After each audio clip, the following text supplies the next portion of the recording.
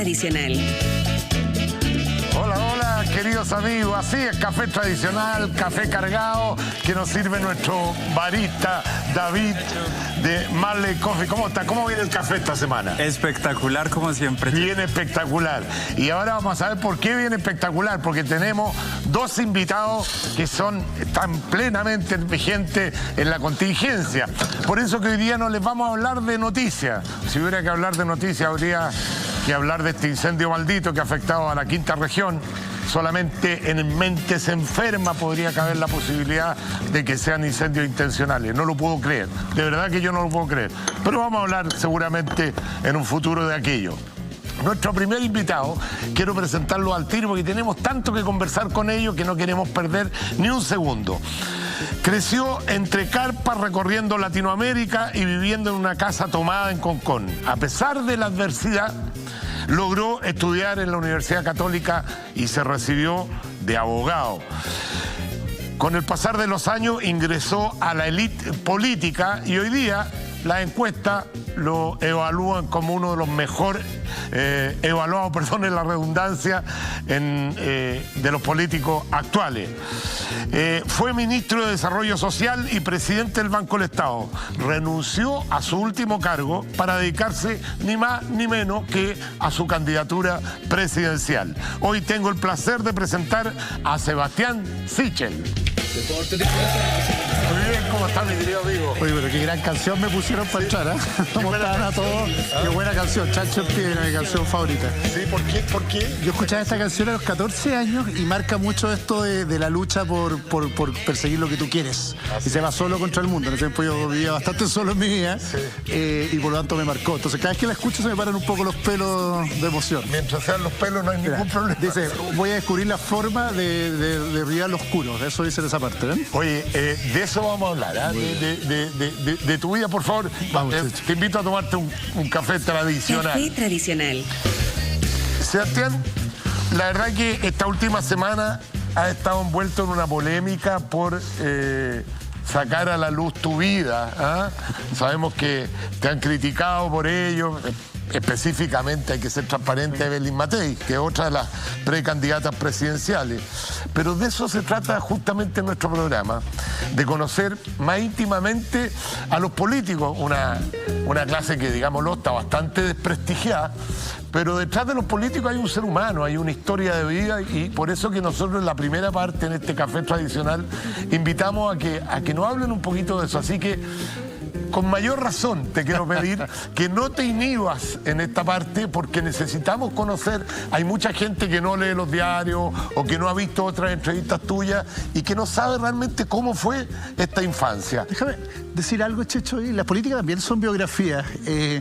Y me ha dolido harto estos días la crítica porque mi historia se cuente. Las historias de los políticos son lo más comunes. Yo sé que algunos tocan piano, sé de quién son hijos, sé quiénes son los padres de los presidentes de la República actuales, conozco sus casas, conozco su vida, pero parece ser que contar la mía, después de que fui ministro, fuera un pecado. No tengo idea por qué. ¿Será porque fue de pobreza? ¿Será porque fue triste? Parece que solo en Chile las historias que son bonitas se pueden contar y las mías deberíamos guardarlas porque a veces le da pudor a alguien que las cuente. Yo estoy súper orgulloso de mi biografía y por lo tanto feliz de contarla porque eso ha hecho que sea que soy hoy día. Si no, probablemente sería una persona muy distinta, y cuando las personas eligen presidentes de la República tienen todo el derecho a saber quiénes somos. A veces está un poco transparente, mi señora me critica a veces. No creo que sea un sentimiento generalizado de no querer conocer tu historia en particular o porque una historia es triste. Yo soy muy amigo de Ben, le tengo gran cariño, fuimos compañeros de curso, pero yo creo que aquí se equivocó y son las típicas equivocaciones que se cometen en las carreras presidenciales. Cuando no hay mucho que sacarle al otro, efectivamente de repente se equivocan en este tipo de comentarios. Pero cuéntanos un poquito, queremos saber, queremos que nos cuente tu vida desde muy pequeño. Mira, yo creo que fue una vida que es bastante más común para los chilenos que lo que me pasó después, cuando empecé a descubrir en mi vida, cuando tú dijiste entré a Derecho, que toda esta historia era más exótica para el mundo de vida. Yo me crié con una madre sola, que me tuvo muy joven, estaba embarazada de 17 años y me tuvo justo cumpliendo 18. Y tuvimos una vida los dos de acompañarnos ¿Por qué los dos? mutuamente. ¿Qué pasó con tu padre? Mi padre desapareció, la verdad, como se decía antiguamente. O sea, no lo conociste. No lo conocí mucho más viejo, lo busqué, lo quise encontrar.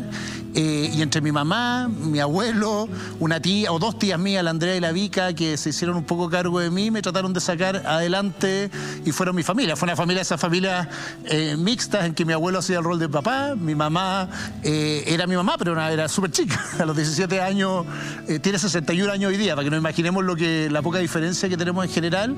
Me trató de sacar adelante todo lo que pudo y luchó por protegerme siempre con dificultades. Nos arrancamos un poco del entorno de esa familia. Mira, ahí está mi abuelo. Mira, mi abuelo. Ese soy yo con mi abuelo, chiquitito. Parece que tu abuelo es un referente muy importante en tu vida. Mi abuelo es lo más importante que me pasó. Y yo lo hablo harto con gente en la calle que me dice, cuando no hay papá, pero hay un abuelo presente, no se nota tanto la falta de cariño. Y mi tata Willy, Guillermo, para mí lo fue todo. Él me dijo una vez que, cuando le pregunté esta historia de mi papá, me dijo como, yo soy tu papá, ¿para qué andas buscando cosas? Y es verdad, se murió en el 2001, pero nunca me dejó de solo. Era medio loco a veces porque abandonaba incluso como sus proyectos. Él era medio emprendedor, así chiquitito, como de almacenes. Pero abandonaba sus proyectos por seguirme porque mi mamá tomó otra decisión en su vida u otra aventura. Nos fuimos... ¿Qué decisión tomó tu mamá? En algún minuto se enamoró de otra persona, de Saúl, que fue el que me dio el apellido. Yo nací como hijo natural, entonces Saúl Iglesias me puso el apellido. Yo hasta los 30 años, 33, me llamé Sebastián Iglesias. Te conocí como... Así nos conocimos en la radio, ¿te acuerdas? Sebastián Iglesias. Sebastián Iglesias. Sí. Así Saúl Iglesias me pasó por la libreta, como se hacía en esa época, también para no ser hijo natural. Me reconoció como hijo un poco apoyando a mi mamá, pero era un gallo bien especial, que medio hippie, medio hacía artesanía, y decidieron que irnos fuera de Chile a vender aros. Adeo, pasamos por muchos lados y de ahí nos volvimos a Orcón, una comunidad. Eran los tres, Adeo. Los cuatro, porque nació la Banja, mi hermana se llama Banja. Ya. Y nació, que chiquitita, tenía como 1 año, y nos fuimos a Adeo a vender aros por donde fuera. Entonces la vida nos llevó como 1 año, no me acuerdo, mi mamá me dice son 11 meses, estamos viendo bien las fechas, pero a recorrer un poco vendiendo hasta donde nos llegara la vida. Parece que llegamos a Brasil en camiones. Esto no fue una experiencia muy bonita a mí, no tengo buenos recuerdos de esa época. ¿Pero qué edad tenías tú? Yo tenía entre 5 y 6, como en esa etapa. No son muchos los recuerdos tampoco. Pero los traumáticos siempre quedan, Checho, eso siempre quedan. ¿Qué es lo que tenía de traumático? Pues uno dormía a la intemperie muchas veces en edificios abandonados, en la calle, donde te pillara la vida, ¿no? Entonces, se acuerda uno de esos episodios. Y íbamos en camiones, y había todo lo que tiene el hipismo, la parte mala, no la parte bucólica de esto, hipismo pobre además, entonces los recuerdos no son lindos. Y volvimos. Pero espérate, esos recuerdos que no son lindos, hoy día, que eres candidato a la presidencia, que fuiste ministro, que has llegado a un nivel, que tienes una profesión, que has formado tu propia familia, miras para atrás, yo creo que te tenés que sentir muy orgulloso, ¿no? Sí, me siento orgulloso, pero me pasa algo más profundo también, que siento que muchas de esas cosas que yo viví nos han pasado. Me pasó mucho como ministro. Me preguntaban mucho por qué sale tanto a la calle, por qué se mete en la fila del banco cuando era presidente del banco, y es porque es loco vivir en un país que ha pasado. Yo he cambiado mucho pero todavía hay mucha gente que vive esa misma vida. No tanto la de vender aros, que es como lo exótico, lo que yo viví en filas del consultorio eterna, esperando la leche purita, que no me llegaba. Es raro, como me pasa una cosa moral, como sentir que todavía no hemos logrado vencer ese pedazo de la historia, pero también le da un orgullo profundo. Alguien me decía el otro día, a partir de esta discusión de que se sentía mi familia porque se exponía, un orgullo tremendo. Me queda el orgullo de mi mamá, que me debe estar viendo, de verme acá sentado, de pensar que algo que para nosotros era imposible puede pasar. No quiero perder el hilo. Sígueme contando, porque hicieron todo esto, después volvieron a Orcón. Volvimos a Orcón, no teníamos mucho donde vivir, pero fuimos a unas carpas a Orcón. En Bahía Pelícano había una comunidad donde vivía en un edificio que yo iba varias veces. Y vivimos ahí, en carpa, un tiempo. Tampoco uno no tiene muy clara la noción a esta altura, pero también fueron meses o casi 1 año ahí. Todo esto yo no conté, pero mi mamá me sacó media la mala. Mi abuelo no supieron que lo habían sacado. Porque antes hay un episodio ahí en tu vida, que tu residencia era con tu abuelo, digamos. Claro, vivíamos mi mamá con mi abuelo. Mi mamá se casa muy joven con Saúl Iglesias y medio a la mala, no, a la mala completa, no medios, sin que mis abuelos supieran. Que fue a buscar al colegio. Fue a buscar al jardín y me sacaron. Y me fui, nos fuimos. Y mi abuelo quedó dando vueltas no sabiendo dónde estábamos, esa es la verdad. Y parece, mi abuela, unas tías me contaron que alguna carta llegó como de Mendoza, tiempo después, y se enteraron que nosotros ya no estábamos En Chile. Y cuando nos fuimos a Orcón, estuvimos ahí en carpa harto rato y aparecieron alguna vez a buscarme mi abuelo otra vez, mi tía Andrea, Sí. mi héroe de siempre a buscarme. Ahí la vida fue muy dura. No tanto la pobreza, sino como el alcohol, las cosas que pasan en esos lugares. Yo ya era más grande.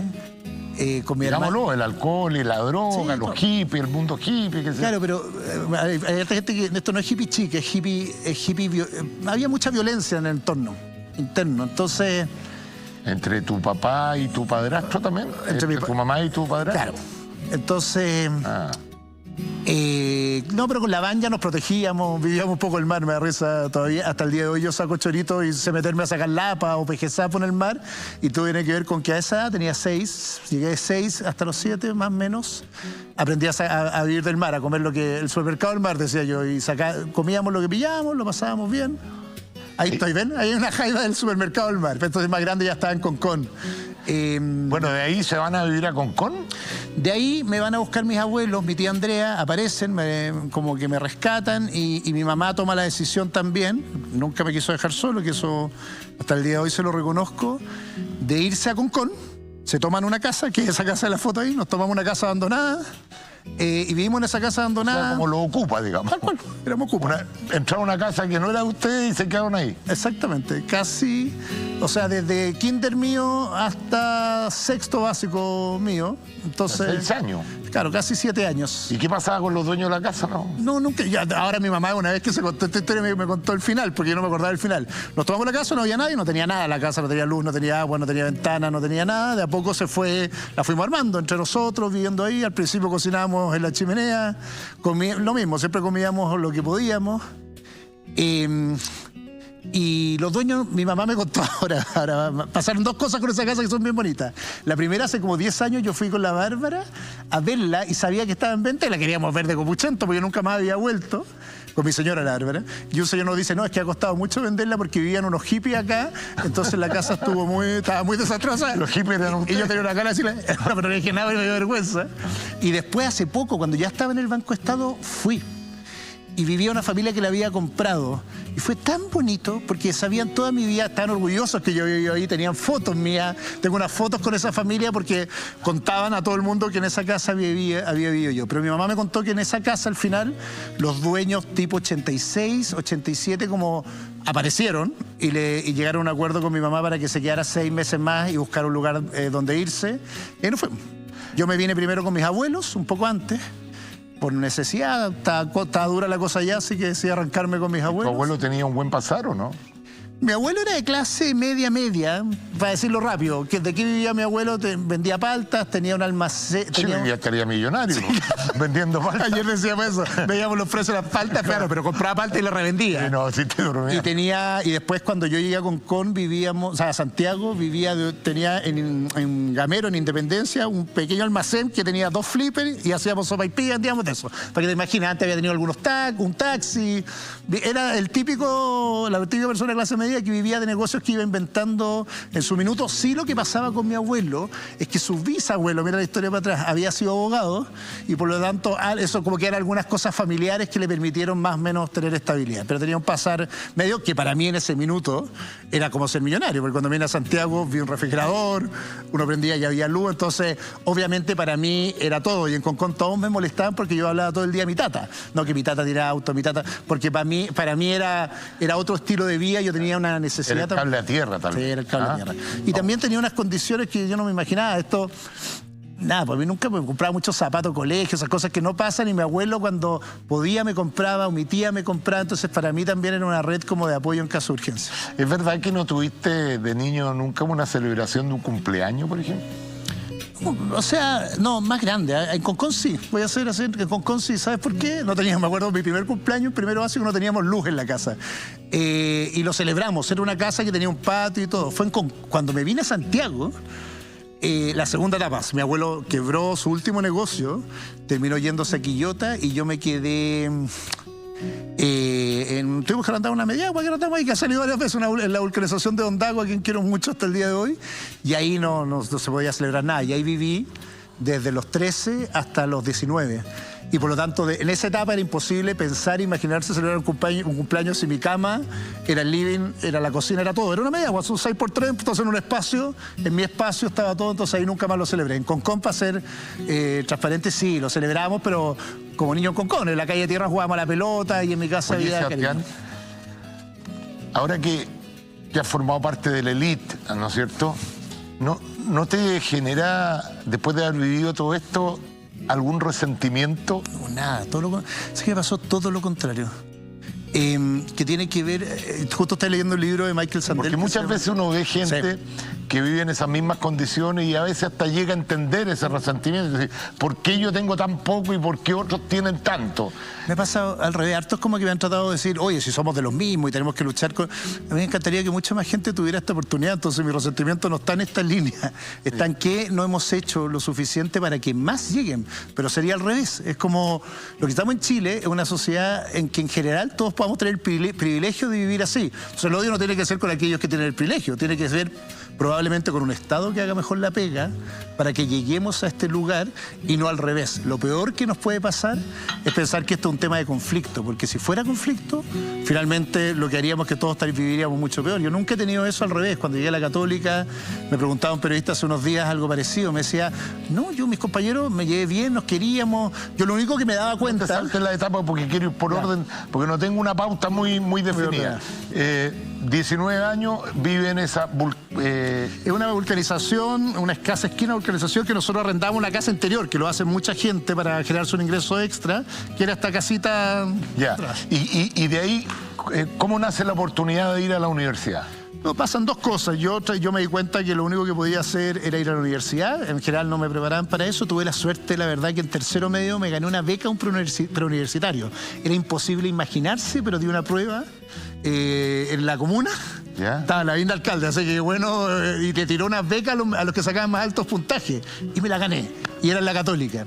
Y me fue muy bien en la prueba. La aptitud se llama en esa época, no sé, saqué 725 en una, 750 y tanto en otra. Y me llamaron de la Católica que habían creado una beca especial, primer año, que se llamaba Beca Padre Hurtado. Me llamaron el día antes de que saliera en el diario la noticia. O sea, algo le debía dar a Lavín, que lo vamos a tener en la segunda parte. Le digo, no, me acuerdo. ¿Vaya a votar por él o no? Era alcalde. No voy a votar quizás porque era, mira, en ese tiempo yo era alcalde y yo estaba en primero, en cuarto medio, demasiado tiempo. Mira cómo se van relacionando la historia. Claro, y me llegó esta beca que fue, te juro, esto lo hablaba con mi mujer, que era como ganarse la Polla Gol. Te juro, mi sensación, cuando me llama la Católica, yo no tenía teléfono, por supuesto, atrás, pero el Dago me llama y me dice, oiga, lo están llamando a la Universidad Católica, a la casa de adelante, que yo había dejado como teléfono de referencia en la inscripción, y me dicen, usted puede entrar a estudiar lo que quiera, gratis, con el puntaje que tiene. Eso es igual que ganarse la Polla Gol para alguien como yo. Oye, tenemos un video de una amiga tuya que te quiere saludar. Mira, la pantalla. Feliz de poder acompañarte en esta locura presidencial.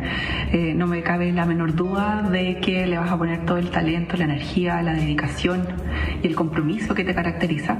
Yo te conozco hace 20 años y creo que en cada uno de los proyectos que te he visto emprender has tenido una energía y una dedicación única. Bueno, eso te ha hecho llegar hoy día a donde estás. Y nada, puedes desearte todo el éxito del mundo. Aquí tienes una amiga con la que puedes contar, sea para pegar afiches, sea para cuidarlos, como lo hicimos alguna vez hace 20 años en la universidad. Nada, mío, desearte todo el éxito del mundo y nada, te quiero mucho. Chao. La Yuma, Carola Contreras, alias Yuma, ¿viste que igual a Yuma de la teleserie? Sí. No, gran amiga mía, también con una historia personal especial. Nos conocimos en la Católica, ella estudiaba geografía y éramos como un mundo entre las becas y todo que nos conectamos, y en trabajo voluntario nos conectamos. Yo, mi primer acercamiento a lo político en la universidad tuvo que ver con el voluntariado y ella era mi socia, amiga, que hacíamos todo juntos y hasta el día de hoy somos muy amigos. Tenía una historia de vida para hacer una película. Hoy día que las producciones chilenas están tan buenas, a lo mejor alguien rescata tu vida. ¿Me puedo decir algo ahí, Checho? Cuando hablaste de la violencia, perdón, sí. No, de la Carola, la Yuma, que es... La veo ella es geógrafa, como te digo, de la Católica, y su historia probablemente es incluso, o sea, es como la mía o quizás más dramática. Y me di cuenta que mucha gente, como ella o como yo, vivíamos esta historia y ya se está media escondida. Entonces me da un orgullo verla, mira lo hermosa que es, la casa que tiene y cómo le hemos roto el círculo también. Por eso me pone orgulloso verla ahí hablando juntos de esto. Dos cosas rápido, porque tenemos que ir a Café Cargado para que hablemos de política, hablemos de tu candidatura. Hablaste de la violencia que viviste. ¿La sufriste en carne propia? No. Pero lo veías con tu mamá. Con mi mamá. Ya. No, tuve suerte, no sé por qué, pero nunca me tocaron ni un pelo, esa es la verdad. No puedo decir lo mismo. ¿Y qué ha pasado con tu familia actual? No. Tu mujer, tus hijos, cuéntame un poquito de ello. No, estoy casado, tengo 3 hijos que adoro. Lo único que pienso siempre cuando me meto en estas cosas es no dejar a mi hijo solo. Alguien que fue criado sin papá, lo único que piensa es que tiene que ser papá, primero que todo. Segundo ahí estamos que todo. Viendo fotos con tus hijos. Chascones, el Teo, mi Pedro, ahí está mi maravillosa mujer, la Bárbara. Y nosotros, o sea, yo tengo una cosa con la familia, imagínate lo que te pasa. Cuando tú tienes tan fragmentada la familia, lo más importante para la vida, ¿viste? Ese es mi piojito. Son tus niños y estamos comiendo escalopa. Pero para mí es todo, todo. O sea, hoy día, todo el día me dediqué a ellos, estábamos haciendo un puzzle hoy día. Para mí son todo porque no tuve papá. Entonces, lo único que quiero es que la política no le robe al papá. Y una de las cosas más duras de esta decisión, de ser candidato o no, era sentir que no les iba a fallar. Y tengo un compromiso. Yo no creo que uno tiene que estar 24/7 en esto. Si no es capaz de entender eso, es imposible ser capaz de ser un buen presidente. Y por eso para mí es tan importante esa familia. Y voy a decir algo a la Bárbara, que lo digo poco. Ella me salvó, la verdad. Yo hasta los 30 no era el que soy hoy día. Tenía mucho más resentimiento, era mucho más inseguro, era mucho más conflictivo. ¿Y ella viene de una familia acomodada? Sí, más acomodada. Mucho más acomodada. Pero sobre todo de una gran familia. ¿No sentiste como con la familia de ella? Voy a confesar algo que me dijo mi suegra, la Pau, cuando le conté esta historia, porque el número tuve que darle. Oiga, sabe que conocí a un papá que no conocía, me voy a cambiar de apellido porque hicimos tan buena onda, nos hicimos un examen de ADN y los queremos y quiero que mi hijo tenga, no sé, iglesia. No nos contaste esa parte, que encontraste a tu papá. Encontré a mi papá. Él era Antonio Sichel, después de 30 años, me dijo, si me estáis buscando de decir que esta historia es verdad. Yo me quise hacer un examen de ADN, él no quería, nos hicimos el examen, igual éramos iguales, físicamente iguales. Y yo era iglesia, y era un apellido que no quería tener porque no tengo, imagínate lo que dijimos de mi mamá, imagínate lo que pasaba en esa casa, yo no quería venir con esta huella, y que mi hijo estuviera en esa huella, pero además con Toño vivimos 10 años muy intensos, se murió él hace... Toño era tu papá biológico. Y se transformó en mi compañero, en un partner. A mí me gusta pescar, a mí me gusta acampar, a mí me gusta mucho más la vida al aire libre. Yo en general me gusta estar aislado y él era igual. Pero lo que te contaba de esto es que cuando le conté a mi suegra me dijo, uy, hubiera sabido esto. Quizás le digo a mi hija que no se case con usted, pero, para decir lo buena que es mi suegra, después de eso me dijo lo mejor que le ha pasado a mi hija de usted. Así que hemos tenido una relación muy bonita. Pero me enredo la pobre. A los televidentes, una anécdota con Sebastián. Hace varios años atrás ya, cuando se llamaba de la otra forma, no sé por qué lo tuve entrevistado en mi programa de radio. Y después de escucharlo, le dije a los auditores, acuérdense de este nombre, porque este nombre va a dar que hablar. Este es un político que tiene mucho futuro. En ese momento era de oposición a mi posición. Claro, y trabajaba en el mundo privado y no me dedicaba a la política. Y además pensaba, teníamos muchas diferencias. Sin embargo, te escuché y dije, aquí hay un político que va a dar que hablar. Muchas gracias. Hemos estado buena onda hasta aquí. De aquí para adelante empieza la Aquí le ponemos bueno. Muy bien. Así que te invito a ponerte. Le ponemos bueno ahora. No es mala onda, simplemente. Café Cargado. Un poco más cargado nomás. Vamos a pedirle a David que nos traiga un café cargado para que efectivamente podamos conversar. ¿Quién es Sebastián Sichel políticamente? Políticamente hablando. ¿Es de C? ¿Es ciudadano? ¿Es de Chile Vamos? Uno podría preguntarse, tiene todo el derecho a preguntarse, ¿y cuál va a ser el próximo domicilio, ¿no? Político. ¿O piensas que aquí te queda? No, primero, espero ser el primer presidente que termina con el sí y el no, que termina exactamente con esa pregunta. Yo soy una persona de centro, liberal, desde que me metí en política, que fue bastante más viejo que la mayoría de los políticos, no venía de una familia política, y la política se ha ido en general moviendo el péndulo, se ha ido izquierdizando, y me dejó políticamente mucho más cercano a la centro-derecha, no he tenido grandes diferencias, pero creo que uno de los peores errores que hemos cometido en este país después de 30 años de retorno a la democracia, que lo único que determina a los políticos es dónde estaban el año 88. Y yo, el año 88, tenía 11 años. Por lo tanto, estoy donde mis ideas están, y hoy día están, obviamente, en la centro-derecha, como una persona de centro. Muchos de los que, como yo, piensan así, se quedaron al otro lado del carril. Ayer tenía una discusión larga con uno de ellos diciéndome, no, pero es que la dictadura, mira, que lo que pasaba, mira.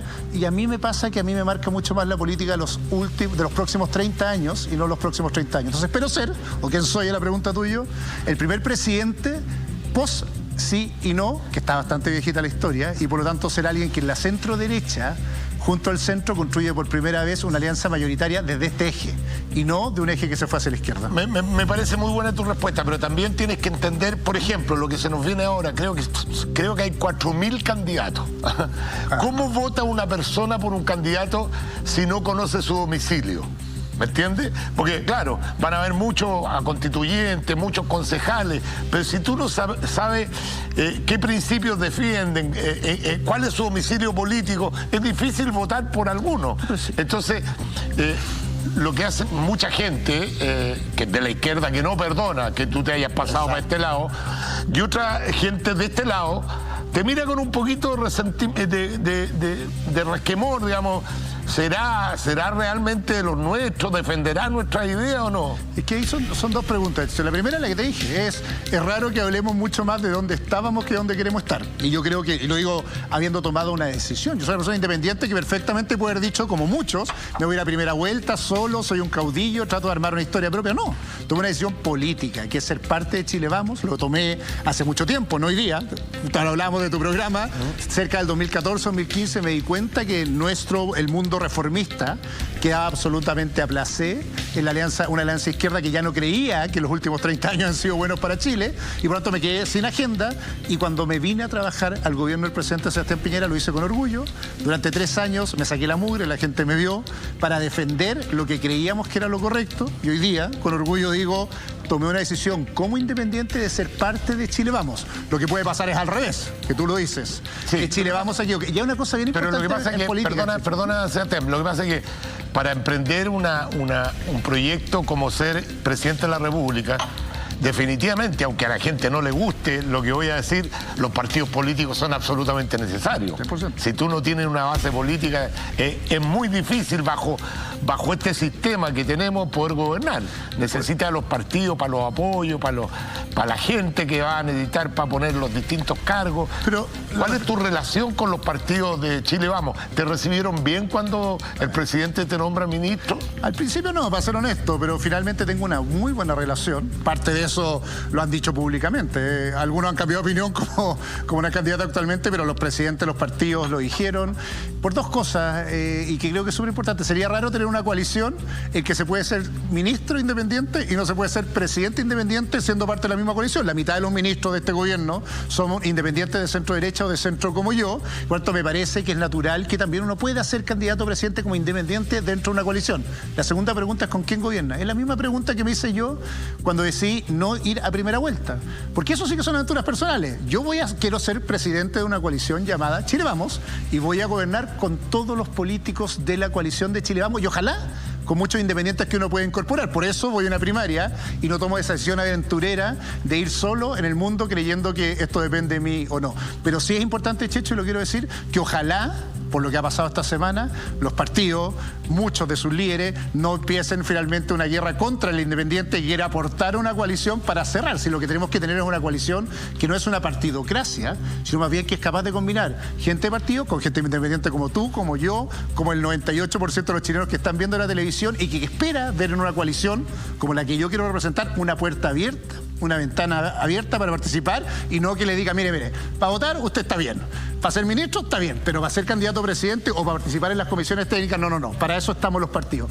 Ese ha sido el pecado en general del sistema de partidos nuestro, que se empezó por la credibilidad que las instituciones eran lo único importante, a cerrar la puerta a aquellos que querían entrar. Yo también quiero ser esa llave que abre Chile Vamos a otra gente que no está ahí. Te quiero mostrar un Twitter que seguramente me lo van a poner en pantalla. Dice: a votar por Michelle Bachelet en la esperanza de seguir avanzando en una sociedad integrada y menos autoritaria.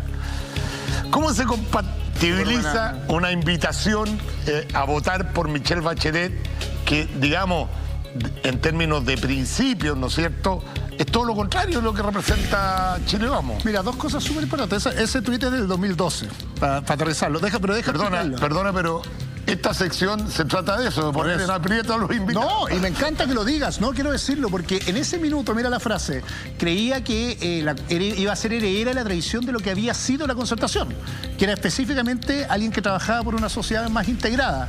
Por eso, honorablemente, llamé a votar por ella, pero me pasó, y por eso también dejé de ser parte de esa coalición, que pasó todo lo contrario, que empezamos en un conflicto permanente, que era más que preocuparnos la pobreza, había un problema contra la riqueza, más que preocuparnos la integración, había un problema contra los empresarios, que le tenía miedo esa misma alianza y hacía bullying. Voy a poner a gente como la Mariana Elwin u otros que de repente dijeron no pueden ser parte, por lo tanto, no es que me haya equivocado. En ese minuto pensé que el gobierno de Michelle Bachelet iba a ser la continuación de ese espíritu de reformas graduales que significó la Concertación, y asimismo, el año siguiente, públicamente, en una entrevista que fue portada que nadie saca, dije que me declaraba oposición. Cuando se hizo la reforma a los colegios particulares subvencionados, lo hice, además fuimos a tu programa varias veces, o sea, además fue una declaración exprofeso, mucho antes siquiera de que Sebastián Piñera ganara la presidencia, tomé una decisión política, legítima, de no sentirme parte. Y por lo tanto decidí renunciar, que a eso, mira... Creí que Michelle Bachelet era la continuación de los gobiernos de la Concertación, nos acabas de decir tú. De esos gobiernos de la Concertación, ¿con cuál de ellos te sientes más identificado? No, primero con Elwin. Yo antes que ser demócrata cristiano fui elwinista, profundamente. Yo entré a la democracia cristiana porque además la fundación de Don Patricio ayudaba con los trabajos voluntarios que yo organizaba. Así conocí a la democracia cristiana. Por dos cosas. Por el civiles y militares, ¿te acuerdas? Por esa posibilidad, en unos minutos más críticos de nuestra historia, de saber el Estadio Nacional. Que lo más importante... Civiles y militares. Que se parece mucho a esta época. Que lo más importante era la integración. Era ser parte de un mismo proyecto país. Era ser parte finalmente de la mirada de futuro y no quedarnos en el pasado. Que es exactamente, ya que volvimos al caso de Michelle Bachelet, lo que yo dejé de sentir. Que finalmente esto parecía ser contra algo en política y no por algo, y yo fui elwinista profundamente porque me di cuenta que la verdadera política, la política con mayúscula, es la que construye, no la que destruye, y por lo tanto quería ser parte, o sea, siempre me he sentido parte de esos proyectos, y por eso estoy acá, y por eso no entro en los conflictos en general del barro sucio de la política, porque el peor error que podemos cometer hoy día es no ofrecer alternativas de país y a transformar esto como una especie de farándula permanente. Oye, tú fuiste parte del ministerio de este gobierno. Me gustaría conocer tu opinión sobre el manejo de la pandemia. Siempre se necesita más, eso lo tenemos claro. Y si uno objetivamente empieza a mirar las cifras, la ayuda y qué sé yo, no es lo que dicen que está toda la gente abandonada, no. La gente, mucha ha recibido, además con el 10%, las cuentas del Banco del Estado, del cual tú fuiste presidente, parece que tenían saldo el doble de lo que habían tenido en periodos anteriores. No era que la gente... Puede haber gente que no le llegó ninguna ayuda, pero en general la gente recibió algún grado de ayuda. Pero ¿qué se hizo mal? ¿Por qué no está esa sensación de decir, chupaya, lo hicieron bien? ¿O por qué crees tú que al gobierno le ha ido tan mal en términos de las encuestas? No, dos cosas. Primero, creo que urgencia es dignidad.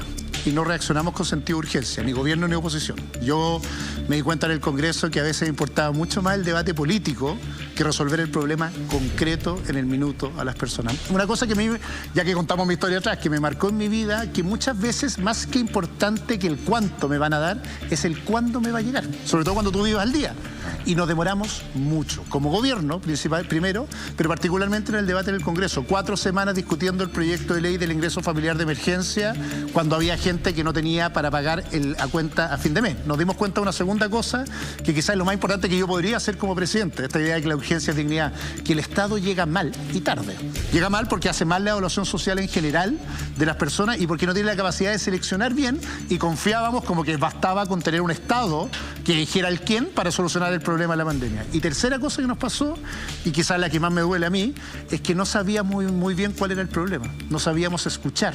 Porque muchas veces nos sentamos 4 técnicos en un escritorio y decimos, mira, lo que los chilenos necesitan, lo que tenemos que hacer, y no nos dimos cuenta exactamente cuál era el problema. Y yo diría que hay un último pecado, que se llama populismo, es que la política puso primero, por necesidad, la idea de responder a esto, como tú decías, entreguemos lucas, hay que salir a entregar lucas, que decir dónde había urgencia social, y nos tomó la agenda aquellos que más gritaban, el que se manifestaba, el que salía a la calle, y no los que más necesitaban, que eran aquellos que efectivamente vivían de la economía informal, necesitaban transferencia de ingresos y que ellos necesitaban probablemente más apoyo estatal que el resto. Por lo tanto, acabas de hablar del Estado y tú estás postulando a ser un administrador del Estado por 4 años o 6 años, dependiendo de la nueva Constitución, qué periodo va a estar el próximo presidente. ¿Cómo te gusta el Estado? ¿Te gusta más Estado? ¿Te gusta menos Estado? ¿Te gusta mejor Estado? Porque efectivamente llora una modernización del Estado, pero eso requiere ciertos sacrificios que no sé si habrá algún político que esté dispuesto a pagar ese costo político de modernizar el Estado, porque al modernizar el Estado no se trata de despedir a todo el mundo, pero tienes que ser más eficiente, sacarle parte de la grasa de los operadores políticos. ¿Cuál es tu posición con respecto a eso y hasta dónde estás dispuesto a llegar si llegaras a ser presidente de la República? Hay una gran frase alemana de posguerra, que era de Konrad Adenauer, que decía: yo quiero que exista todo el mercado que sea posible y todo el Estado que sea necesario. Y deja de resolver de esta forma. Quiero un Estado presente, que exista, que sea un mejor Estado, pero no convencerme de que la solución es que haya Estado. La solución es que el Estado haga la pega y que la haga bien. ¿Y por qué te lo digo? Yo voy a hacer algún ejemplo, peleas que tuve dentro del banco. Yo me daba cuenta que lo más importante es que el banco ampliara sus horarios de atención. Teníamos filas eternas, que nos demorábamos, que teníamos gente esperando eternamente, y teníamos un conflicto interno con razón, muchas veces los trabajadores que no podían atender más horas. ¿Cuál era la decisión que había que tomar? A mí no me tembló las manos. Obviamente que había que atender más horas, gracias a la colaboración de la mayoría de la gente que trabajaba en el banco. Lo hicimos, aunque el sindicato se opuso, pero lo importante no era estar bien ahí con el sindicato, sino atender más horas. ¿Por qué digo esto? Porque hemos perdido el sentido de la urgencia en la burocracia estatal. A veces nos demoramos 4 meses en ir a evaluar socialmente a una persona que golpeó la puerta de la MUNI, desesperado, diciendo: necesito ayuda. Es que usted tiene que calificarse socioeconómicamente, espérese que 4 meses más va a llegar el asistente social a decirle si tiene derecho a postular a algo de Estado. Entonces, la palabra de modernización del Estado siempre suena como ponerle computadores. No, se trata de cómo el Estado resuelve el problema concreto de la persona, y eso significa un mejor Estado. Y en algunos lugares donde no hay Estado, no tener miedo a ponerlo. Creo que la carga ideológica, ni la buena, ni menos, ni más, es la verdadera respuesta, es mejor. Y hay un segundo debate ahí. Vamos a ser un país que va a tener un 40% de deuda en los próximos 4 a 6 años, a la pregunta tuya. Por tanto, ¿de dónde sacamos más plata? Si necesitamos más ayudas sociales, necesitamos mayor gasto social, lo más probable es que esa plata la vamos a tener que buscar donde se hacen mal las cosas. ¿Por qué? Porque se está mal gastando plata de todos los chilenos y no llegando al bolsillo de las personas, y por lo tanto, más transferencia al bolsillo de las personas antes posible. ¿Ya? Primer candidato que me dice algo así. Porque nadie se atreve a decir cuál es la verdadera situación financiera, fiscal de Chile. O sea, Chile se endeudó muchísimo y cada día va a costar más la deuda. Y claro, ahora viene el periodo de las promesas. Qué bueno escuchar a alguien que diga: bueno, ¿de dónde vamos a sacar la plata? Tenemos que ser más eficientes. Si además, algo importante que tienen que saber los chilenos: 74.000 millones de dólares no es poca plata. Hay que asignarla bien. Hay cientos de programas que no están bien evaluados, que son malos, y seguimos gastando. ¿Por qué? Porque hay operadores políticos de los partidos que no se pueden dejar sin pega, y seguimos gastando plata en eso. Por eso la decisión de ser independiente, porque puedo dar peleas que otros no pueden dar con esos partidos. Y una cosa bien importante que dijiste, Checho: fui ministro de Desarrollo Social. A la pregunta con mi almohada es si la plata llegaba bien al bolsillo de las personas o se quedaba mucho en el camino, te diría que es trágica la situación. Entonces, hay dos claves en lo que viene con el endeudamiento. Esto es igual que una familia, que nos sentemos en la mesa y digamos: ¿qué tenemos que hacer para que tengamos una vida mejor los que vivimos en este hogar? Hay dos cosas que tenemos que hacer: ganar más, y para eso necesitamos primero un país que crece. Por eso me duele tanto el discurso antiempresarial que se ha instalado incluso en nuestra coalición estos días. Este es el candidato del empresario, yo soy la candidata del pueblo. Oiga, feliz soy el candidato que defiende a los emprendedores, que hace el país más emprendedor del mundo, que elimina las barreras para emprender, que le da alivio a empresas que están a veces ahogadas por los impuestos. No tengo ningún problema con eso. Tengo ninguna culpa. Y también del ciudadano que necesita auxilio del Estado para que lo ayude. Entonces, a la clave de la pregunta tuya es: cuando vas a tener una familia que sabe que tiene poco para repartir y no puede obtener básicamente más manguera de un tercero que dona, tiene que tratar de tener mayores ingresos, pero necesitamos empresas activas, grandes, que se desarrollen y condenar a los malos empresarios, por supuesto, y necesitamos un Estado que se haga una gran pregunta. ¿Qué es lo que hago mal? Si esta idea moral religiosa de que parece ser que el Estado o el mercado uno es bueno y malo, dependiendo del lugar político donde te pares, es ridícula. Pucha, que ganas de seguir hablando contigo un largo rato, se nos está empezando a acabar el tiempo, entonces tengo hartas preguntas que hacerte. Nuestro próximo invitado, Joaquín Lavín, ha dicho que él va a buscar un gobierno, no ha sido la palabra unidad que ha usado. ¿Cuál es la palabra que ha usado? Que la usan todos sus... y algo razón tiene, porque en un gobierno como Sebastián Piñera, que le han negado la sal y el agua en el Parlamento, vamos a tener que acercarnos y ponernos de acuerdo para tener alguna posibilidad de gobernabilidad. Lo que se le viene para Chile está súper difícil. Esto no es solamente la pandemia, aquí hubo una destrucción de puestos de trabajo gigantesco. ¿De qué forma crees tú que tienes que enfrentar un futuro gobierno si llegas a ser presidente para efectivamente lograr tener el apoyo de la oposición? Porque la centro-derecha no es mayoría y va a necesitar los votos, se gobierna con leyes y ahí hay una relación con el Parlamento que me imagino que están bastante resentidos contigo porque te cambiaste, tal vez lo miran como que te cambiaste de bando. ¿De qué forma podrías lograr esta...? No, lo primero al revés, tratando de ser mayoría. Yo creo que tenemos que tener un proyecto político que tenga vocación de mayoría y no de minoría. Y hay algo de ese discurso que a mí me incomoda, que es decir, mira, venimos derrotados y en realidad parece ser que vamos a tener que encontrarnos con los del frente. Yo primero prefiero creer que la centro-derecha, más el mundo moderado o de centro al cual yo pertenezco, va a ser un gobierno de reformas y por lo tanto va a ser mayoría en Chile y no va a ser ese tercio que se ponía como solo en la resistencia a los cambios. Entonces, primera convicción, espero que muchos moderados de esos que me decían hace 4 años, ¿cómo te pasaste? Hace 2 años me decían, parece que tenías razón y muchos hoy día me están apoyando, se sientan convocados a un proyecto de mayoría que le dé gobernabilidad a Chile y que represente una alianza entre el centro y la centro-derecha. Yo creo que esa es la primera prioridad, porque si no lo que dice es, mira, parece que voy a ser minoría y tengo que construir acuerdos. Segunda cosa, una vez que tú eres mayoría tienes que buscar acuerdos. ¿Con quiénes? Con aquellos que comparten una visión del país.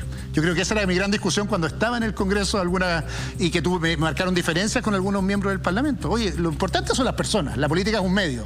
Por lo tanto, aquel que no quiere avanzar hacia las personas, a veces no vamos a tener que construir acuerdos. Hay malos acuerdos para las personas. Sí, claro. Cuando uno gobierna tiene que gobernar. Por lo tanto, mover la agenda mirando a las personas y no al interés del político que está al frente. Y la tercera cosa... Sí. Que yo creo que la centro-derecha tiene un pecado. Y a mí como persona de centro, y a veces también la tiene de izquierda, que le falta diversidad cultural y social. Si el problema de nosotros para conocer el país es que parecíamos todos compañeros de un colegio, que pensábamos igual, vivíamos en los mismos barrios, conocíamos las mismas realidades, y por lo tanto lo que quiero más bien es un gobierno centro-derecha con el centro diverso, en que alguien de Puerto Montt pueda ser ministro, en que alguien que haya estudiado en un colegio fiscal pueda ser ministro, un gobierno paritario, con mujeres protagonistas, un gobierno que pueda haber alguien que tenga una opción sexual distinta y no que parezca que los mismos que veníamos de prekinder terminamos siendo gobierno. Yo creo que ese es el desafío de la centro-derecha y el centro moderno o del mundo reformista. Es abrir y ventilar sus puertas para que entre otra gente que entienda el país distinto, pero con una visión común respecto a cómo quiere gobernar Chile. Tenemos un café video para ti. Claro. Te hacen una pregunta. Sebastián, ¿cómo estás? Primero que todo, un gran abrazo. Te quería enviar la siguiente pregunta. A propósito de lo que está ocurriendo en Chile en materia de debate constitucional, creo que es muy relevante empezar a instalar políticas públicas que estén consagradas en la futura Carta Fundamental y que reflejen finalmente lo que tiene que hacer el Estado con las personas. Y una de ellas es el techo como un derecho, que es algo que estamos impulsando desde el Ministerio de Vivienda, sobre todo a raíz de lo que está ocurriendo en materia de campamentos y pensando también en profundizar y modernizar la política habitacional que existe en Chile. Así que la pregunta es esa. ¿Qué opinas del techo como un derecho que finalmente pueda estar instalado en la futura Constitución? Primero, cariño a Felipe, gran socio mío cuando fuimos ministros, amigos en el banco, o sea, no lo conocía y construimos una gran relación porque poníamos a las personas al centro y por delante. A la pregunta de él, obvio, gran ministro. Un techo digno en la Constitución es obvio que tiene que estar garantizado, tiene que ser parte de las garantías constitucionales, pero hay un segundo paso a eso, que es una conversación que he tenido con varios expertos estos días, ya que hablamos tanto del Estado. El Estado es propietario de terrenos fiscales en todo el país. Sí, claro. Muchos de ellos en desuso. La mayoría de los terrenos que hay en el país son fiscales. Y tenemos absolutamente carencia de viviendas en Chile. Se habla de 500.000 viviendas con déficit. Y la mayoría de aquellos que buscan vivienda no tienen un terreno que comprar porque el precio se ha aumentado. Creo que además vamos a tener que avanzar en que los terrenos fiscales tengan como uso prioritario en Chile la construcción de viviendas sociales, porque primero entregan mejores ubicaciones, son terrenos más valiosos, y segundo ponen en valor terrenos que el Estado ha dejado abandonados por el solo hecho cultural de que no es que son del Estado, por lo tanto no se pueden tocar. Yo creo que este es el minuto cuando uno dice cuando un Estado tiene que ser de alguna forma subsidiario, que el Estado actúe abiertamente y entregue esos terrenos para el uso y la construcción de viviendas en Chile, porque probablemente va a mejorar y paliar el déficit de vivienda que tenemos. Ahora, tiene que estar la garantía del techo digno, como decía el ministro, tiene que estar la garantía de la educación de calidad, tiene que estar la garantía de la salud igual para todos, tiene que estar la garantía... ¿De dónde vamos a sacar plata para esa garantía? Porque, a ver, te explico, es que hay una cosa que la gente no sabe. Por ejemplo, el Estado en salud por persona gasta lo mismo que gasta la ISAPRE. Sin embargo, yo no me cambiaría de mi ISAPRE y prefiero atenderme en una clínica que en el sector público. Y si gasta lo mismo, ¿por qué no dar vuelta a la cuestión y decir, ¿por qué no hacemos que compitan por buena atención? Los distintos hospitales, se van a crear clínicas. No puede haber una mirada en ese sentido también, más que garantizar cosas que a lo mejor vamos a crear una frustración muy grande, porque la gente va a creer que después de la Constitución está todo solucionado y a lo mejor no. Mira, dos cosas. Yo fui profe de Derecho Constitucional mucho tiempo, sigo siéndola. De hecho, el martes hago clase de presidencialismo. La cosa simpática es... el problema no es la garantía, es quién asigna los recursos. Esa es la verdadera pelea que se va a dar en el Congreso. Hay algunos, gente más de izquierda... En la Constituyente, perdón. Algunos más de la izquierda creen que la asignación tienen que hacerlo los jueces. Es básicamente determinar ellos si alguien tiene derecho o no derecho, sin tener detrás la carga fiscal que significa para el Estado. Yo soy convencido que la asignación tiene que seguir tal como está. Es el Poder Ejecutivo el que elige el gobierno, el que maneja la billetera, quien decide el gasto. Por lo tanto, ahí hay una discusión ideológica bien profunda y que ha pasado soterrada en este lado, porque uno dice, no importa, que se garantice todo y que el juez determine, independiente de la capacidad de tener los ingresos, y eso es populismo y es una falsa promesa. La gran responsabilidad que ha tenido Chile es que la iniciativa del gasto siempre la ha tenido el Poder Ejecutivo, no es un invento de la dictadura, empezó el año 43, lo defendió Frei Montalva, lo defendió Allende, lo ha defendido cada presidente, y si yo soy presidente lo voy a seguir defendiendo. ¿Por qué? Porque la mayor irresponsabilidad de la política... que lo defienda el Parlamento. No, pero me va a tocar... El Parlamento lo reconozca, porque el Parlamento ha bypaseado... Por eso, y yo lo peleé como ministro y me llegaron a acusar. A mí me han acusado todavía o de comunista o de fascista, lo que es precioso, demuestra que soy de centro, pero me acusaron de fascista por defender algo que es tan lógico. Es como si tú, mi mamá que me crió a mí, administrar el presupuesto de la casa, pero el que decidiera todos los gastos fuera el vecino. No, mira, tenemos que remodelar la casa, comprar la casa, pero el que es responsable ante la ley del presupuesto es el Poder Ejecutivo. Y a la segunda reflexión tuya, que es la que más me gusta, esa idea moral de que el prestador de servicios tiene que ser el Estado garantiza. El Estado diseña políticas públicas. Quien ejecuta la política al final de la línea da lo mismo si es privado o público. Lo importante es que solucione el problema de las personas. Esto no significa... ¿Cuánto tiempo llevamos discutiendo sobre la propiedad de los colegios? Bueno, y de la calidad no se ha hablado nada. Ahí fue cuando me fui de la nueva mayoría, cuando empezó esa discusión, porque yo decía era un absurdo. Yo estoy en un colegio público. Me hubiera encantado que fuera el mejor. La primera prioridad del Estado es que el colegio público fuera mejor. Y empezamos a regular al colegio privado por algunos que faltaban, y es verdad, que abusaban. En vez de condenar el abuso, creímos que el problema era el modelo. No, el modelo no era. Las concesiones son buenas, los colegios particulares son buenos, incluso los modelos de salud privada son buenos. Si hay malos empresarios, persigamos a los malos empresarios. Obvio. Pero no persigamos la idea de que los privados pueden aportar en la solución del problema público y descuidemos la principal labor del Estado, que sus servicios sean de calidad. Esto no significa que no quiero que haya Estado, quiero que el colegio público sea el mejor, que el CEFAM sea el mejor, pero parece que nos perdimos en ese norte que tenía la concertación, que era buscar a los privados como socios estratégicos para ejecutar la política pública, y el Estado hacer dos cosas: regular, sancionar, perseguir a aquellos que abusan y fijar las reglas para que funcionemos bien. Vamos a ver lo que está diciendo la gente en Twitter. A ver, veamos la pantalla. ¿Qué solución plantea Sichel para la Araucanía? Mira, Doña Tejón.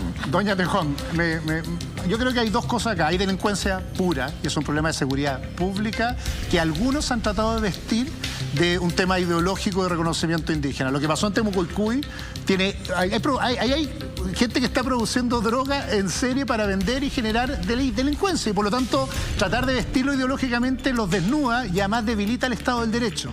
Y hay un segundo problema que tiene que ver con el descuido que hemos tenido con los pueblos indígenas que viven en unos niveles de pobreza trágicos. Pero algunos abusan ideológicamente y tratan de mezclar ambos temas. No, cuidado, en que algunos casos es delincuencia y no hay nada peor para el pueblo mapuche, por ejemplo, que se trate de asociar esa delincuencia a ser o no ser mapuche. Eso es delincuente. Y pueden haber delincuentes mapuche, no mapuche, extranjero o no extranjero, y tiene que ser perseguido con las herramientas de la ley. Y otra cosa es, otra vez, el déficit que ha tenido el Estado para solucionar los temas de pobreza en el pueblo mapuche, que muchas veces, con indolencia, le hacen decir, mire, da lo mismo, lo de Temucuicui nunca se ha preocupado a mí. Por lo tanto, tenemos que diferenciar las estrategias. Ahí, tú me preguntaste mucho qué quiere Sebastián Sichel, y yo te digo, quiero ser el primer presidente del sí, después del sí y el no. Somos muy binarios para las respuestas. Creemos que esto es una estrategia.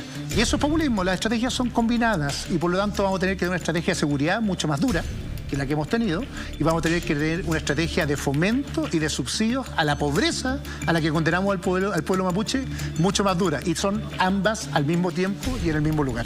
Vamos a tener la segunda parte a Joaquín Lavín, otro de los candidatos de Chile Vamos, para conocer también un poco su vida y para conocer un poco esto que tan claramente lo has explicado tú. Yo creo que a la gente le ha quedado muy claro tu pensamiento, tu vida, además, aunque le moleste a alguno que cuentes tu vida.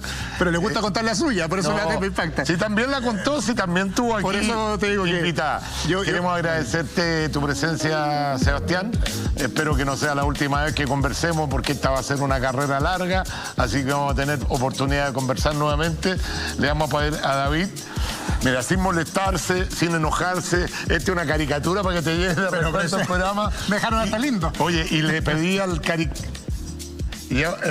caricaturista que te hiciera un poquito más flaco también, porque... Sí, me hizo flaco, pero más perón. Veo que está en campaña para adelgazar, sí. Así que llévate este recuerdo de nuestro programa.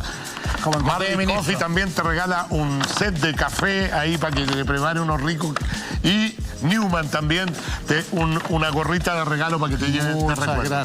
Muchas gracias, Checho. Muchas gracias a ti. Tú que me conociste, Pochillo, qué bueno vernos de nuevo.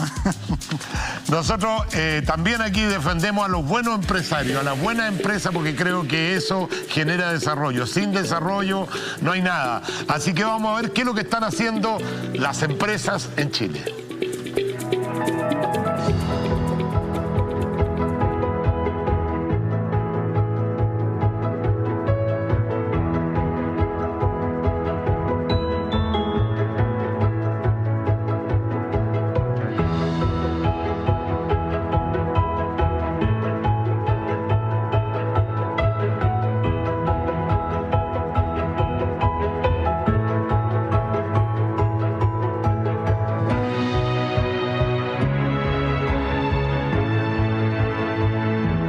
donde está la bajada de agua, y ahora nosotros conectamos un sistema de PVC y donde cual vamos a llevar el agua, y luego la canalizamos por todo este sistema, pasa a un filtro y luego entra al estanque. Cae el agua en los techos, recolecta las canaletas y cae al estanque, y ahí riegan las huertas, combaten incendios también. En este sector se quemaron 7 viviendas para el 2007. No teníamos, digamos, alguna fuente donde poder ayudarnos en caso de incendio. Y al tener ya un estanque de 1000 litros con agua, otro vecino o nosotros están preparados, podría sacar agua ahí con una tomba y atacar en la casa y a lo mejor disminuir el daño por mientras que llegan los bomberos. Entonces, esto de aprender a cosechar agua de la lluvia a través de canalizaciones para agarrar todo el agua que cae sobre los techos, lo encuentro genial. Contar con estanques de 1000, 2000, 3000 litros de agua, en el caso de que haya un incendio, para hacer la primera línea, tener una motobomba y empezar a mojar todo alrededor para prevenir eso. Arauco es vecino nuestro acá, lo encuentro maravilloso, que se preocupe de sus vecinos, de la comunidad.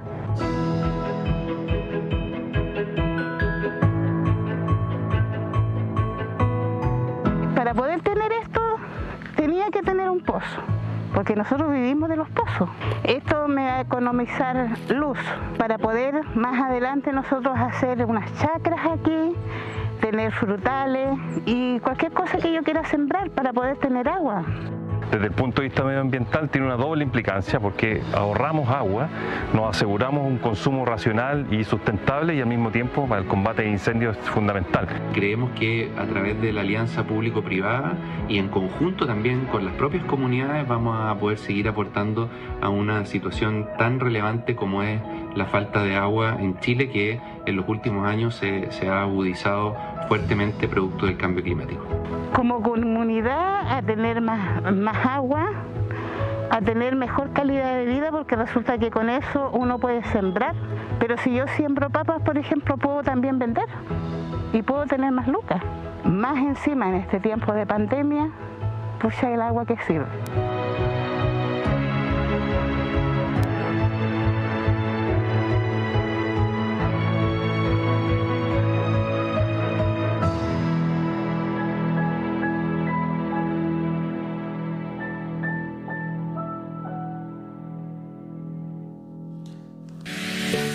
Pero muy bien.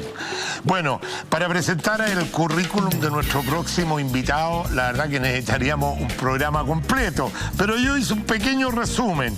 Solo vamos a decir que es economista de la Universidad Católica, máster en la Universidad de Chicago, decano de la Universidad de Concepción, fue fundador de la Universidad del Desarrollo, editor del diario El Mercurio, alcalde de la Municipalidad de Santiago, por supuesto alcalde de la Municipalidad de Las Condes, candidato a la presidencia de la República en 2 oportunidades, ministro de Educación, ministro de Desarrollo Social, conductor, colega de programas radiales en la misma radio mía, y ahora estuvo en otra radio, no sé si todavía, ahí vamos a preguntarle.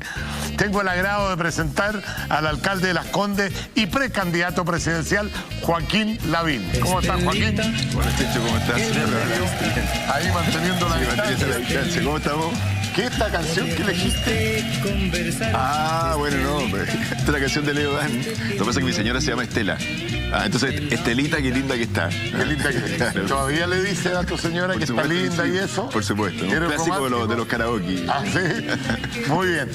Vamos a estar conversando con Joaquín Lavín de su vida, de su familia y también de todo lo que usted quiere saber de la política contingente. No se mueve nuestra sintonía, nos separamos unos segundos y ya regresamos.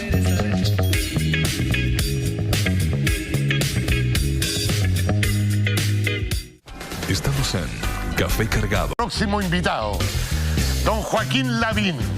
Bueno, te vemos mucho en las pantallas, eres una persona con una trayectoria muy grande. Es difícil hacer una entrevista novedosa, por eso que te quiero llevar en la primera parte a que me cuente un poquito del Joaquín Lavín chiquitito, de niño. Cuéntame cómo era tu familia, cuántos hermanos eran.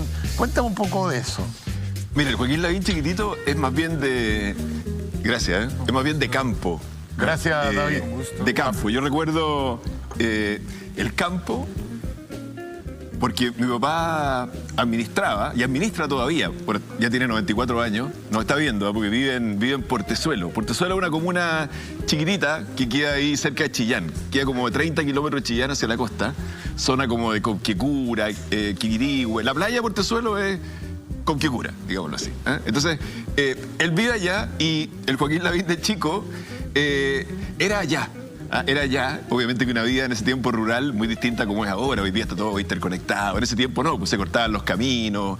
Era campo. Era campo. Ir de Santiago a Chillán se demoraba muchas horas, digamos. Y de Chillán a Portezuelo en el invierno había que se caían los puentes, había barro. Era difícil. Entonces fue una infancia entretenida, de caballos, ¿Y a dónde estudiaste en esa época? Mira, Mi mamá falleció, ya murió. Ella fue mi profesora. Ella me enseñó a leer. Yo llegué directamente a Santiago a vivir a la casa de mis abuelos maternos a segundo básico, ¿ya? En el Colegio de los Sagrados Corazones, padres franceses de Alameda. Mi abuelo materno vivía ahí en una calle que está muy cerca del Liceo de Aplicación, Santa Mónica se llama, una calle chica que está ahí al lado en Cummings. Entonces, mis papás seguían en el campo, yo era el mayor, después nacieron 6 hermanos más, somos 7. ¿7 hermanos? Yo soy el mayor de 7 hermanos. ¿No había televisor? No había televisor. Bueno, definitivamente. Yo también tengo 7 hijos y ya había televisor. No, por eso, después te voy a preguntar que en la época tuya sí había televisores. Claro, entonces, pero parece que no lo prendían. Pero yo recuerdo la vida de infancia como una vida de campo. A veces vivíamos en la ciudad, en Chillán, pero la mayoría del tiempo en el campo. Después yo me vine a vivir con mis abuelos cuando entré al colegio. El resto de mis hermanos siguió viviendo en Chillán. Algunos fueron al colegio allá en Chillán. Y nos alternábamos entre Santiago y Chillán. Pero fue una infancia feliz, digo. Eso yo recuerdo. O sea, muy achoclonado, muy de familia, entretenido. En el verano venían los otros primos. Venían los primos, entonces se juntaba un grupo grande en el verano. Y lo que más me gustaba a mí en esa época era andar a caballo. Eso era para mí el día. Increíble, tuvimos a Sebastián Sichel en la primera parte y como dos personas que aspiran a lo mismo, vidas distintas. Tú dices, yo tuve una infancia feliz, él tuvo una infancia muy triste, nos comentaba. Sí, lo sé, pero eso también y se puede lograr, es importante porque forja el carácter. Pero se puede lograr las mismas cosas viniendo de situaciones distintas, porque a veces todo se justifica por mi infancia, que no tuve una buena infancia y por eso yo soy como soy. Finalmente se puede llegar viniendo de dos mundos bastante distintos. Tú dices que eran 7 hermanos. Tengo entendido que un hermano tuyo es sacerdote y vive en el extranjero, ¿no? Sí, el tercero, son 4 mujeres y 3 hombres. El tercero se llama Andrés Lavín, es ingeniero comercial igual que yo. Estudió en la misma universidad que estudiaste tú también. Y claro, él después se ordenó de sacerdote y ya hace 20 años más o menos.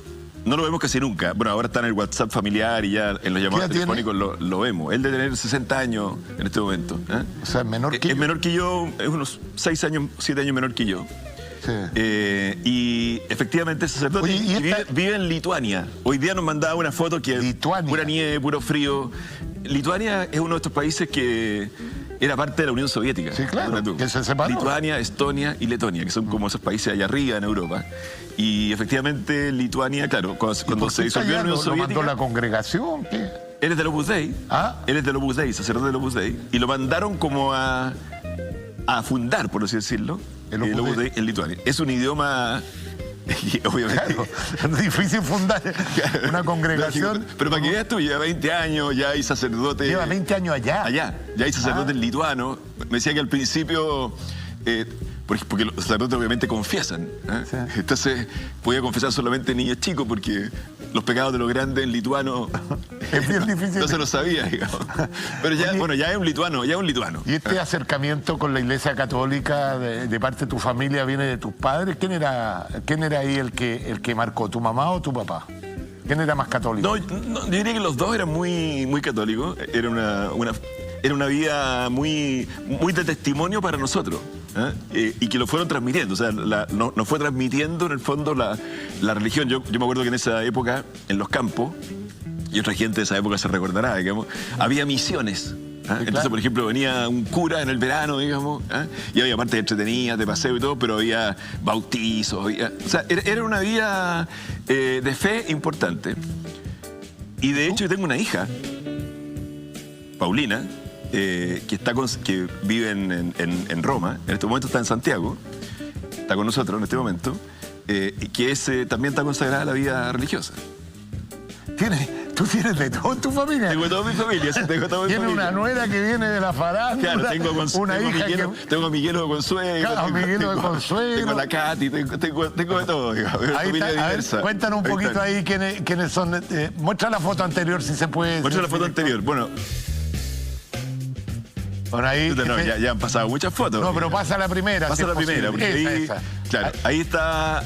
Ahí faltan algunos de los hijos, pero está. La que está al lado mío, hacia el lado... A ver, me tendría que dar vuelta. ¿A la izquierda o a la derecha de la pantalla? Claro, a la derecha en la pantalla es María Jesús. Ella es la que se acaba de casar con Nicolás Esbir, que es el hijo de Miguelo. La que está justo debajo es la Paulina, que es la que vive en Roma y está consagrada a la vida religiosa. Arriba, obviamente, está la María Estela, Estelita, 44 años de matrimonio que acabamos de... Que parece hija tuya, entre paréntesis. Eso le va a gustar. Oye, 44 años de matrimonio. La cara que se ve arriba es Juan Pablo, que es uno de mis hijos. Al otro lado está el otro de mis hijos, el menor de todos, de los 7, que se llama José Tomás. Y abajo él estaba estudiando en España en este minuto. Y abajo, la que está con el sombrero, bueno, la Asunción está ahí al lado mío, al otro lado, al frente de la María de Jesús, Asunción. Y abajo está María Estela. Falta Joaquín aquí, sí. Justamente falta Joaquín, por eso hay 6 de los 7. Ahí está María Estela, que es la hija mayor, y esa nació cuando nosotros estábamos becados en Estados Unidos. Oye, y hay 8 nietos también. 8 nietos, qué lindo. 8 nietos, sí. Te salieron, sí. Te salieron. Mi hijo 2 nomás.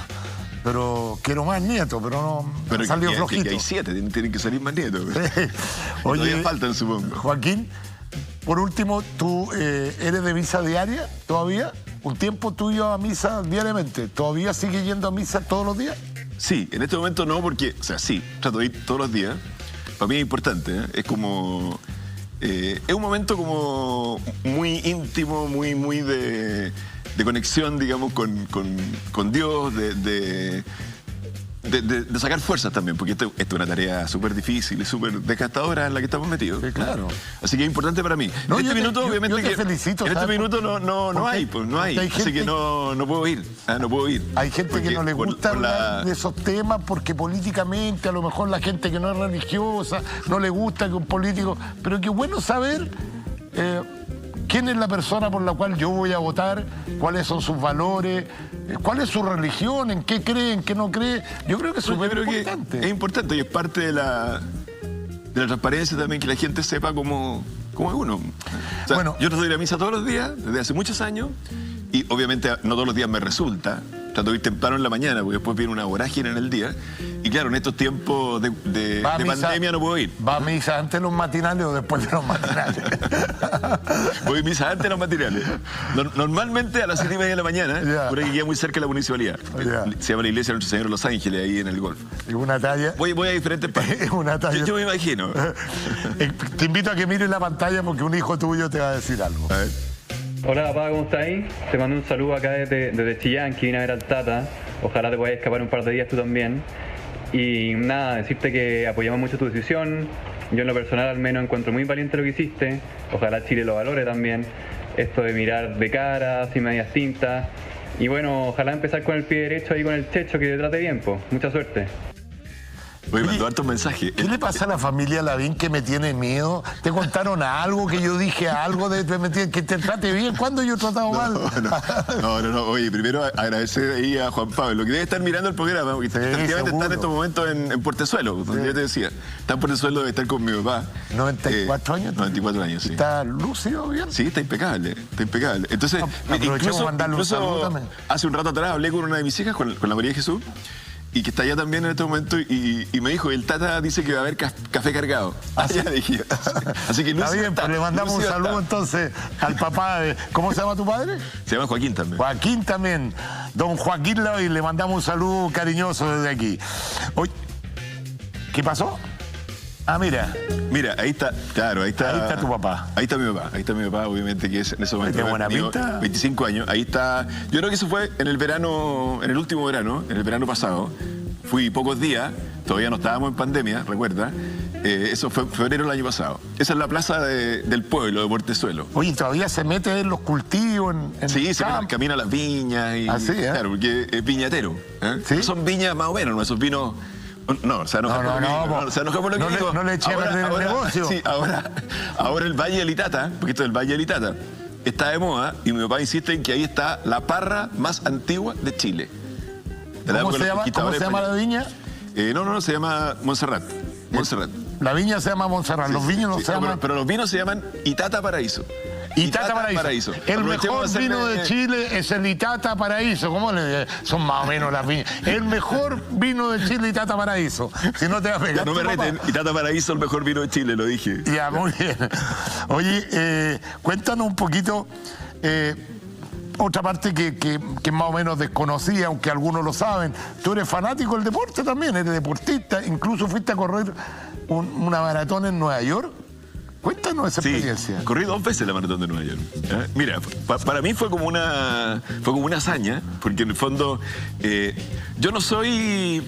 A mí me gusta el fútbol. No soy de los buenos por el fútbol, pero me gusta el fútbol. Entonces voy mucho al fútbol, jugaba mucho fútbol cuando joven, pero de repente me dio por empezar a trotar. ¿Ya? Yo creo que también tiene que ver con la desconexión. O sea, cuando uno está en cosas que son como tan intensas, tiene que buscar otras desconexiones. Y alguien me empezó a decir, oye, ¿por qué no trotas? Trotar media hora al día, 1 hora al día, te desconecta, otra cosa, vais pensando, vais escuchando música, de repente se te ocurren ideas. Y empecé a trotar, pero claro, empecé a trotar 1 kilómetro, 2 kilómetros, y de repente empezaron a decir, era con un grupo, con un entrenador, que le mando saludos, que es un entrenador de triatlón que se llama Martín Arias. Gracias a Martín Arias, corrí la maratón de Nueva York. Él me empezó a decir, oye, ¿pero por qué no corres la maratón? ¿Pero cómo la maratón? Son 42 kilómetros. Yo tengo grabado el camino Chillán-Portezuelo, que son 30. Y lo encuentro larguísimo. Imagínate trotando. Entonces decía, ¿cómo voy a trotar 42 kilómetros? Y efectivamente empecé con un entrenamiento que era del lunes a jueves, de lunes a jueves, 1 hora en máquina, en un gimnasio. O sea, me enrolé en el gimnasio, empecé a trotar 1 hora, porque si tú entrenas siempre en la calle, te va a empezar a lesionar, entonces es complicado. Las rodillas. Entonces, de lunes a jueves, 1 hora, temprano en la mañana, había que congeniarlo con las misas, el trote. ¿A qué edad corriste la maratón? No, la maratón la corrí el 2006, o sea, tenía ya más de 50 años. ¿Más de 50 años? Sí. Y bueno, y finalmente... y los días sábados entrenaba con un grupo, que era entrenamiento más largo. Me acuerdo que Martín Arias me dio un consejo que me dijo, mira, nunca hay que deprimirse porque la maratón de Nueva York la corren 40.000 personas, así que si tú de repente miras para atrás va a haber mucha gente, si miras para adelante va a haber mucha gente, y va a creer que va al medio, me dijo. Ya, perfecto. Pero la verdad es que, bueno, para que a ti te den el pase para correr la maratón, hay que correr una vez, y en Chile hice 30 kilómetros, 2 veces 30 kilómetros. Entonces ya sí, porque de los 30 kilómetros para arriba ya es más que nada pura fuerza de voluntad. Yo recuerdo que cuando tú estás corriendo en la maratón de Nueva York en los últimos kilómetros y tú ves un lomo de toro que es lo que más le pide a la gente a los alcaldes, entre paréntesis, lomo de toro, el lomo de toro es como el Everest, porque te duele todo. Entonces, oye, pucha, viene un lomo de toro, es que no es nada, qué terrible. Bueno, me demoré 5 horas... Porque muy entretenida la maratón, porque parte a las 10 de la mañana estaba el alcalde de Nueva York, que en ese momento creo que era Michael Bloomberg. ¿Y tú qué cargo tenías en esa época? ¿No? ¿En qué estaba en esa época? Yo creo que no estaba en nada. ¿No era alcalde? No era alcalde. Fue ahora, en la etapa anterior aquí. Y a los sones de New York, parten miles de personas. Y claro, yo llegué 5 horas después. La Estela fue conmigo. Y se aburrió un poquito de esperarme, pero me esperó. Y después la corrí de nuevo y hice mejor tiempo. ¿Verdad que corriste? Y corrí media maratón aquí en Chile. ¿Verdad que la primera vez corriste con pijama porque sabía que iba a llegar de noche o no? Así me contaron las malas lenguas. Talla fome. Oye, pero a propósito, la verdad, la maratón empieza a las 10 de la mañana, 5 horas, yo llegué a las 3 de la tarde. Pero llegué. Y hubo mucha gente que llegó después. Eso es lo importante. Lo importante no es ganar, es llegar. Exacto. Oye, la historia de amor con tu señora, ¿cómo comienza? Comienza... ¿Cómo la conoces? Mira, comienza porque, bueno, en la escuela de economía de la Universidad Católica, yo estaba en 3er año y los alumnos... Bueno, tú viviste lo mismo, así que sabes, digamos, pero en el fondo los alumnos de cursos un poquito superiores, 3er año ya, son ayudantes del profesor, de los alumnos menores, de los mechones, de los novatos, se les decía, no me acuerdo ya. Y de repente, la María Estela entra a 1er año, yo no la conocía, no la he visto nunca. ¿Ella es ingeniero comercial también? Sí, claro. Ahora, no terminó, porque por mí se fue a... Cuando nos fuimos becados afuera, después empezaron a hacer los hijos, no terminó la carrera. Pero ahí hizo gran parte de la carrera. Bueno, ¿qué materia le estaba enseñando cuando la miraste con otro ojo? Economía 1. Economía 1. Y fíjate que otro de los profesores, el profesor del cual yo era ayudante se llama Eduardo García, que es un profesor que murió, muy buen profesor de economía. Él hizo que yo eligiera economía, porque se estudia economía o administración. Se elige, claro. Fíjate que otro de los profesores paralelo a ese era Sebastián Piñera. Porque también hacía economía 1, pero yo no era el ayudante de él. Y de repente veo así una morena, porque era muy morena, de pelo largo, Y pucha, para mí fue amor a primera vista. Para ella no. Lamentablemente. Hubo que... Tuviste que trabajar. Claro. Varios meses, digamos. Hasta que finalmente resultó. Me costó. 44 años casado. Hubo algunos rechazos previos. Pero oye, mira cómo se van. Resultó, y 44 años de casado.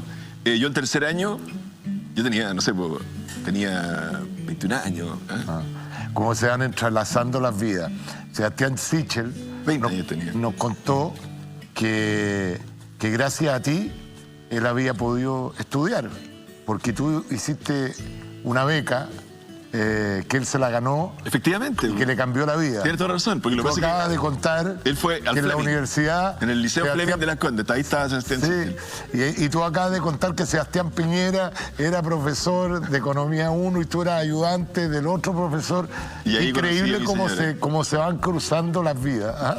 Sí, en realidad. Increíble. Hay muchas cosas que uno cree que son coincidencias. Oye, antes de pasar a Café Cargado, que es la sección donde ya entramos en materia política y cuestiones más... me gusta, tú tienes como nuera a Katy Barriga, que es alcaldesa de Maipú, y durante su carrera política ha tenido varias polémicas ella, y tú has salido siempre dando la cara y abogando por ella. ¿Cómo es la relación que tienes con ella? Porque me imagino cuando tu hijo te dice me voy a casar con una animadora de televisión, al principio los papás como ¿qué onda? ¿Cómo fue eso? Bueno, la verdad que fue en realidad especial, porque la conocimos a la Katy, Joaquín la conoció, en una campaña, justamente en una campaña política, en que ella bailaba, ¿ya? Y de repente nos dijo, estoy pololeando con la Katy. Ah, ya, perfecto, ya, listo. Mira, o sea, te acompañaba en las campañas y se pone a pololear con una de las bailarinas que iba en la campaña. Exactamente, no era mi campaña, pero era una campaña, ¿ya? Ya me voy a acordar bien cómo fue, pero yo era alcalde de Santiago, creo, en ese momento, ¿ya? Y bueno, empezamos a conocer a la Katy. La verdad que una extraordinaria persona. Yo la conozco porque fuimos colegas en Megavisión y tengo que dar fe de lo que estás diciendo. Cuando la critican, yo siempre la defiendo, porque primero para mí... Bueno, es tu nuera. Es la familia, o sea, la familia, es la señora Joaquín, es la mamá de nietos míos. Entonces, y además que siento como que de repente se ensañan con ella. O sea, cualquier cosa, la tratan de como amplificar y llevar a nivel de polémica, la acusan a la Contraloría por cualquier cosa. Pero siento que la gente de Maipú la quiere mucho. Y yo de verdad creo que le va a ir muy bien en su reelección como alcaldesa. Oye, la otra que me imagino que has tenido que salir en defensa, que le echan talla a tu hijo, que es medio flojo, que llega atrasado al Congreso, al diputado. ¿Qué te pasa ahí cuando recibes esas críticas? Bueno, yo lo reté. Oye, uno las críticas de uno como que las acepta mucho más que te toquen a un hijo. Tienes toda razón. De repente como que uno está acostumbrado a que a uno le digan cosas. Le peguen palos, claro. Y probablemente al resto de la familia también le pasa conmigo, que me dicen, papá, te dijeron esto, y yo como que ya se me olvidó. Pero a ellos se les quedó. A mí, claro, cuando me tiran Twitter pesado... Lo reté, pero hay explicaciones de fondo, pero no es el caso. O sea, tiene que llegar temprano. Tiene que cumplir, por lógico, tiene que cumplir. Tiene que llegar a la hora, tiene que hacer lo que tiene que hacer, ¿no? Oye, llegándote ya a otro plano, ya entrando un poquito, ¿cómo conociste a Pancho Vidal? Porque tienen una dupla ustedes ahí en radio. ¿Todavía está el programa ese de radio no? No, yo tuve que renunciar porque ya no podía... Mira, pero está en televisión... Lo hicimos durante 4 años ese programa. 4 años. Un programa que se llama... Todavía existe, ahora creo que está Diego Chalper, con Francisco Vidal, que se llama Polos Opuestos en Radio El Conquistador, y el que inventó este programa se llama César Molfino, así que le mando un saludo, un 7, y él me dijo, oye, ¿a ti te gusta la radio? Yo había hecho un programa en Radio Agricultura. Sí, pues, éramos colegas. A las 9 de la mañana, sí. Exactamente, que se llamaba Punto de Encuentro, y me dijo ya, pero tiene que ser un programa Polos Opuestos. ¿Con quién? Francisco Vidal. Yo lo conocía, pero lo conocía políticamente, no lo conocía como amigo. Y la verdad es que congeniamos mucho. es muy politiquero, no le gusta esto que yo digo, es muy politiquero, siempre la derecha, la izquierda, San Francisco, tranquilo. ¿Eh? Después la otra gente, la mitad de la gente me decía a mí, oye, alcalde, yo no... ahora me está cayendo bien Francisco Vidal. Sí. Y otros me decían, oye, yo no puedo ver a Francisco Vidal. Entonces, mira... Bueno, a mí me pasa con Pepe Out, lo mismo. Sí, cuesta interrumpirlo, ¿eh? Porque habla, es un vocero permanente. Pero nos hicimos bien amigos, así que ahora ya somos de salir a comer con la señora. Bien, me cae bien, ojalá que le vaya bien ahí. Tiene una primaria. Oye, tiene una primaria el 31 de enero. Sí, ojalá que le vaya bien. Llega a comer porque yo una vez lo invité a comer y nos dejó plantado y todavía no me da una explicación. Oiga, lo invito a ponerse de pie para que pasemos al café cargado. Vamos al café cargado. Café cargado. Mío, ¿no? No, vamos a traer como que se llama otro cafecito acá, así que siéntate tranquilamente ahí. Oye, a propósito de Pancho Vidal, que siempre anda metiéndola. Sí. Tenemos este video. A ver. Mire. Buenas noches, Sergio Girán y Joaquín Lavín. Me han pedido una pregunta para el candidato presidencial. Compartí con Joaquín Lavín un programa de radio todos los días durante 4 años y medio. Y me pareció positivo algunas evoluciones de Joaquín Lavín. Pero quiero hacerte la pregunta para nuestro público televidente. ¿Qué es lo que te alejó?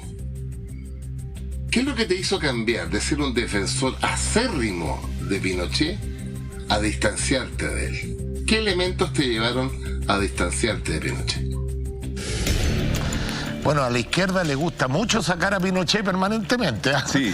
Como él dice, a la derecha, a la izquierda le gusta. En todo caso, gracias por la pregunta. A Francisco Vidal le encanta este tipo de preguntas, dijo.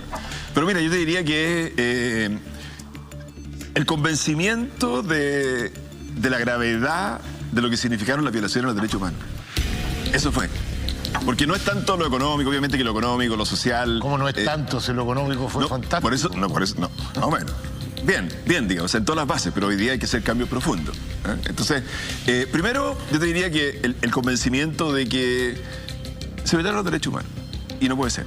Y ojalá que en Chile nunca más ocurra algo así. Ojalá. No me quiero meter en el tema porque yo sé que es un tema ya hay que dejarlo en el pasado, pero...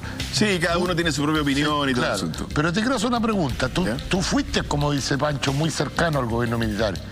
¿No te diste cuenta en esa época de las violaciones a los derechos humanos? ¿No lo percibiste desde adentro? Yo creo que nosotros vivimos una época, Checho, en que teníamos como anteojera. Como que o no vimos o no quisimos ver, pero finalmente no vimos. Yo te voy a decir que yo era estudiante, no era el único, estudiante en la Universidad becado en Estados Unidos. Ya había ocurrido el asesinato de Orlando Letelier, que había sido canciller de Allende, y me acuerdo que empezó a salir en los diarios en Estados Unidos. Esto era yo vivía en Chicago, estudiando en la universidad. Empezó a salir en los diarios en Estados Unidos, oye, pero el asesinato de Letelier fue ordenado desde Chile, por el gobierno militar. Y yo recuerdo que nosotros, estudiantes jóvenes en ese minuto, decíamos, pero ¿cómo se les puede? Le decíamos a los gringos, discutíamos con ellos de igual a igual, pero ¿cómo se les ocurre que esto puede haber sido así? No es así, tan loco. O sea, obvio que no. Teníamos anteojera. Y obvio que sí. Entonces, eso a mí me hizo cambiar. Sí, pero además... Pero dejemos el tema de las violaciones de los derechos humanos, que yo creo que no hay ninguna persona bien nacida de los que defendemos la idea de la centro-derecha que podamos validar las violaciones de los derechos humanos. A muchos nos pasó que no creímos, que no vimos, como tú estás diciendo. Pero hubo una parte ahí que tú dijiste, no, pero el cambio estructural que se hizo y que afortunadamente la concertación mantuvo en términos económicos, usted es un economista, fue lo que le dio el periodo más glorioso a nuestro país de desarrollo económico, independientemente que falta mucho, que hay que cambiar cosas. Pero la primera parte, que había que crecer, yo creo que eso es un mérito que uno no se puede alejar de eso. Tú te puedes alejar de los derechos humanos, pero tú como economista escribiste un libro, La Revolución Silenciosa. La Revolución Silenciosa, que justamente hablaba de esta gran transformación que hubo en Chile. No, eso es cierto. Y toda esa transformación es verdad. Efectivamente, tal como tú dices, los mejores momentos de Chile en términos económicos ocurrieron en la década del 90, cuando llega la Concertación y dice yo voy a mantener en democracia el modelo económico que ya está sentada la base. Y ese fue el mejor momento de Chile. Pero creo que hay un nuevo error en algún minuto del tiempo, y eso yo creo que mi sector político tiene una responsabilidad, que es el haberse transformado en una especie de dique de los cambios. Porque llegaba un momento en que efectivamente los problemas son distintos, Chile cambia, se transforma en un país de clase media, y hay que hacer cambios. Y el sector, mi sector, normalmente se transformó en un dique de decir, mira, no. Oye, que hay que cambiar. Es obvio que el sistema de AFP, por ejemplo, con un 10% de cotización, cuando la gente ya vive 15 años más que lo que vivía en la década del 70, por los avances en la salud, un 10% de cotización no cuadra para tener buenas pensiones. Había que haberlo cambiado, pero no cambiamos el sistema, Entonces, pero Joaquín, entonces hay un punto... Joaquín, perdona.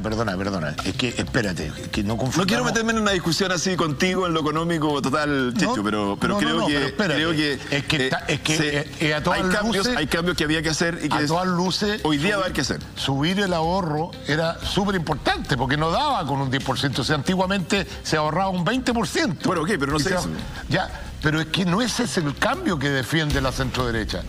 El cambio que defiende la centroderecha es que la izquierda apunta a las AFP. Y lo único que lo han hecho bien en el sistema de pensiones son las AFP. Porque le han dado una rentabilidad fabulosa al sistema. No estoy negando eso, no estoy apuntando a las AFP. Estoy apuntando a que, así como en el caso del sistema previsional debíamos haber hecho el cambio mucho antes, aumentar el ahorro, hay muchas otras cosas en Chile que se dejaron estar. ¿Cuáles son las cosas que tú crees que se debería haber cambiado y no se ha cambiado? Para mí la esencia de lo que hay que hacer en el futuro, y si yo soy candidato presidencial es por eso, es que todos tenemos que vivir en el mismo Chile. Ese es para mí el proyecto clave, el proyecto número 1. Y hoy día no es así, todos vivimos en Chiles distintos. Te voy a decir una cosa, la seguridad. Si en Las Condes te van a asaltar, va a llegar seguridad ciudadana. Y a lo mejor no te van a asaltar, gracias a eso, porque son muchos seguridad ciudadana, son más que carabineros. Si te van a asaltar en una comuna, a lo mejor de La Pintana, puede que no llegue nadie, o no va a llegar nadie. La seguridad que le tiene que proveer el Estado es una seguridad clase A en una parte, clase Z en otra parte. Nosotros acabamos de abrir un colegio municipal nuevo, colegio público, gratuito y de calidad, nuevo. Hace muchos años que no se abría un colegio municipal en Chile. En 12 minutos. Se llenó, exactamente. En 12 minutos se llenó. Se llenó. ¿Sabes por qué? Y 1000 vacantes. ¿Sabes por qué? Porque hay una situación económica que las familias de clase media no pueden pagar colegios particulares, pero además porque saben que es de calidad. En las otras partes no pasa lo mismo. Pero Joaquín... Y espérate, un segundo.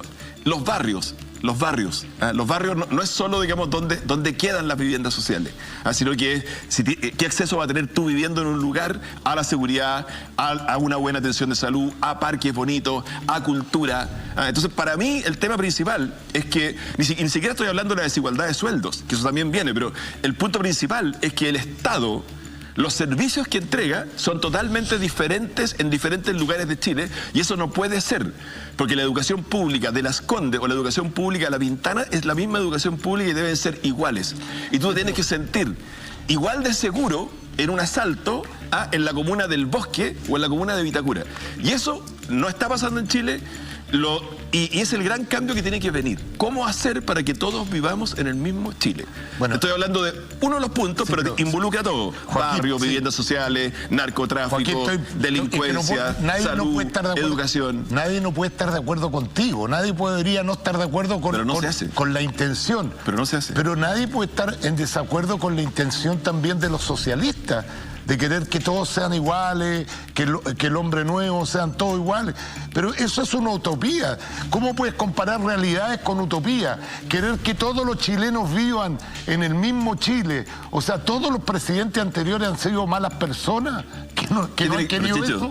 ¿Qué tiene que ver eso? ¿Qué tiene que ver con ser malas personas o ser buenas personas? Por eso que te digo, pero... No. Pero que tú dices, lo siguiente. ¿Cómo lo haces para que todos los chilenos vivan? Yo creo firmemente en la igualdad de oportunidades. Obviamente que, finalmente, cómo llega uno o hasta dónde llega uno en la vida va a depender de cada persona, en gran medida. Porque va a depender de talento, va a depender de esfuerzo, va a depender de suerte. Pero no puede ser que porque tú naciste en lugar X, ya parta con una desventaja ante la vida. Y eso no lo hemos cambiado. Y no lo cambió ni Michelle Bachelet, ni lo cambió nadie. Michelle Bachelet, por ejemplo, habló mucho de la educación pública, habló mucho. Pero finalmente los liceos en Chile son iguales que antes. No hay ninguna diferencia, no cambió nada. No, están peores que antes. Se dedicó a tratar de... Los liceos emblemáticos murieron. Bueno, los liceos emblemáticos murieron. Entonces, en ese sentido, claro. Entonces, y cada una de las cosas, por ejemplo, las diferencias en seguridad se han agudizado absolutamente y totalmente. Pero no me sigas relatando una realidad que yo la conozco. La pregunta es ¿cómo? Bueno, primero... Tú dices... Te lo digo. Tiene que ser todo iguales. Por ejemplo, la Municipalidad de Las Condes es la municipalidad que tiene mayor presupuesto de todas las municipalidades. ¿Por qué la Municipalidad de Las Condes tiene buena seguridad y la otra no? Porque tiene más plata. Entonces, ¿se podría hacer lo que se hace en Las Condes? Si toda la plata de Las Condes va a un pozo común y se divide por el número de municipalidades. Sería... Bueno, finalmente lo que hay que hacer es que todos los municipios tienen que tener los mismos recursos por habitante, eso de todas maneras. Pero no es solo la plata de Las Condes, la plata de Las Condes es nada. No, pero lo puse como ejemplo. Bueno, por eso, lo que te quiero decir es lo siguiente. Es el Estado central. Yo creo en la descentralización. ¿Qué es la descentralización? La descentralización es, mientras más cerca del problema estén las soluciones, se tomen las decisiones, mejor. Por tanto, los municipios tienen que ser gobiernos locales de verdad. Hoy día, del presupuesto total del sector público, de los 100 que hay, 90 los gasta el gobierno central, 10 los gastan los gobiernos locales, 10. Esto hay que aumentarlo. Tiene un contrapunto. Sustancialmente, pero un segundo, sustancialmente tiene que gastar menos el gobierno central, mucho más los gobiernos locales, porque de ellos depende la vida diaria de las personas. La seguridad, el transporte, la educación, la salud, todo. Los parques, el acceso a la cultura, todo. Y hay que igualar en el tiempo los ingresos por habitante que tienen los municipios. Por eso yo no quiero aquí sembrar una falsa ilusión de decir que se va a arreglar de un día para otro. No, es un camino. Tenemos que ponernos de acuerdo. Y yo espero que esto esté en la Constitución. Pero tenemos un sistema de fiscalización. Tiene que haber una garantía de que los servicios del Estado, la seguridad que yo te doy, tiene que ser la misma en todas las comunas. Y hoy día es totalmente distinta. Esto se va a lograr en el tiempo, a través de un camino y una ruta, pero que tiene que empezar ahora. La razón por la cual está más centralizado el tema de los presupuestos es porque el país o el Estado no tiene un sistema de fiscalización posible para que efectivamente, si los recursos se reparten a nivel local, se pueda fiscalizar. Tú ves que hoy día hay un cuestionamiento en el tema de las luminarias de varias municipalidades, particularmente está enfocado hoy día en la municipalidad donde hay un candidato a la presidencia, como es Daniel Jadwe, pero ese es el contraargumento que dan algunos, es decir, bueno, ¿cómo controlamos que en la municipalidad, no sé, no quiero decir ningún nombre para no ser peyorativo, pero un pueblito chiquitito, ese alcalde maneja un presupuesto tan grande y no sepamos qué hace con las plata o cómo fiscalizarlo? Decía Evelyn Matei en una reunión que es muy fácil para un alcalde hacerse rico, diciendo una licitación, le cambio esta coma y puedo recibir por acá. Lo dijo ella. No es que ella se haya hecho. Sí, no, y eso mismo pasa en el Estado. Si yo no te voy a defender, digamos, eso, porque obviamente si hay corrupción, bueno, hasta la última consecuencia, estamos claros. Pero eso no puede ser un argumento para decir, no, entonces yo me gasto la plata en el gobierno central, no se la doy a los gobiernos locales. No. Porque el Estado en Chile es muy ineficiente. Esa es la verdad. Muy ineficiente. O sea, las AFP repartieron las plata en días. El Estado en repartir un bono se demora, no sé, tanto tiempo. Y le pone letra chica y le pone, y al final la plata no llega a la gente. Entonces, los estados en los países más desarrollados, los estados europeos, por ejemplo, son: yo recaudo plata en impuestos y los transfiero a la gente. Recaudo y los transfiero a la gente. Aquí recaudo, me quedo con parte de la plata, se me dan gastos de personal, en grasa, y reparto al final un poquitito y lo reparto tarde y mal. Entonces, eso es lo que tiene que cambiar. Yo no voy a defender los actos de corrupción porque están pésimos, pero ponle controles. Pon que los concejales tengan más atribuciones, haz que la gente, bueno, si los alcaldes tienen más poder, la gente va a tener más responsabilidad en el voto de elegir buenos alcaldes, pero los países desarrollados son países mucho más descentralizados que Chile. Entonces, y el otro punto, Checho, que no quiero que se me vaya, es el siguiente. Chile necesita acuerdos. Hoy día nos damos vuelta en los mismos problemas, en una especie de eterno empate. Si tú cambias el nombre de la gente dice, pero es que como Sebastián Piñera. Tú le cambias el nombre y en vez de Sebastián Piñera pones cualquier otra persona. En el sistema que hay hoy día de este empate gobierno-congreso, no vas a sacar nada. Por eso es que yo planteo que la nueva Constitución nos da la gran oportunidad, porque vamos a tener que acordarla por 2/3, de que el primer gobierno del nuevo ciclo sea un gobierno que yo llamo de convivencia nacional. O sea, un gobierno que vaya más allá de las actuales coaliciones. Qué bueno que tocaste y en la única manera, por acuerdos, que los cambios que se hagan en Chile realmente resulten. Si no, van a pasar 10 ministros del Interior más, amigos míos todos, que van a la Araucanía y dicen, mira, hay un antes y un después. Después de que pasó esto en Temucuicú y después de que mataron a no sé quién, hay un antes y un después. Y tú ves que al día siguiente sigue todo igual, no hay un antes, no hay un después, porque no hay un acuerdo de fondo sobre esos temas. Me hace mucho sentido lo que estás diciendo. Te quiero hacer una pregunta antes de ir a la pausa, te la voy a dejar plantear. Usted que entiende harto de televisión, sabe que hay que hacer la pregunta y nos vamos a la pausa. Te declaraste socialdemócrata, los de derecha te han criticado, los de izquierda no te creyeron, ¿no? Que de dónde... ¿Te arrepientes de haber usado un término que tiene orígenes marxistas, siendo una persona que quiere representar a la centro derecha? No me conteste porque vamos a hacer una pausa muy cortita, no se mueva nuestra sintonía y ya volvemos con la respuesta de Joaquín Lavín.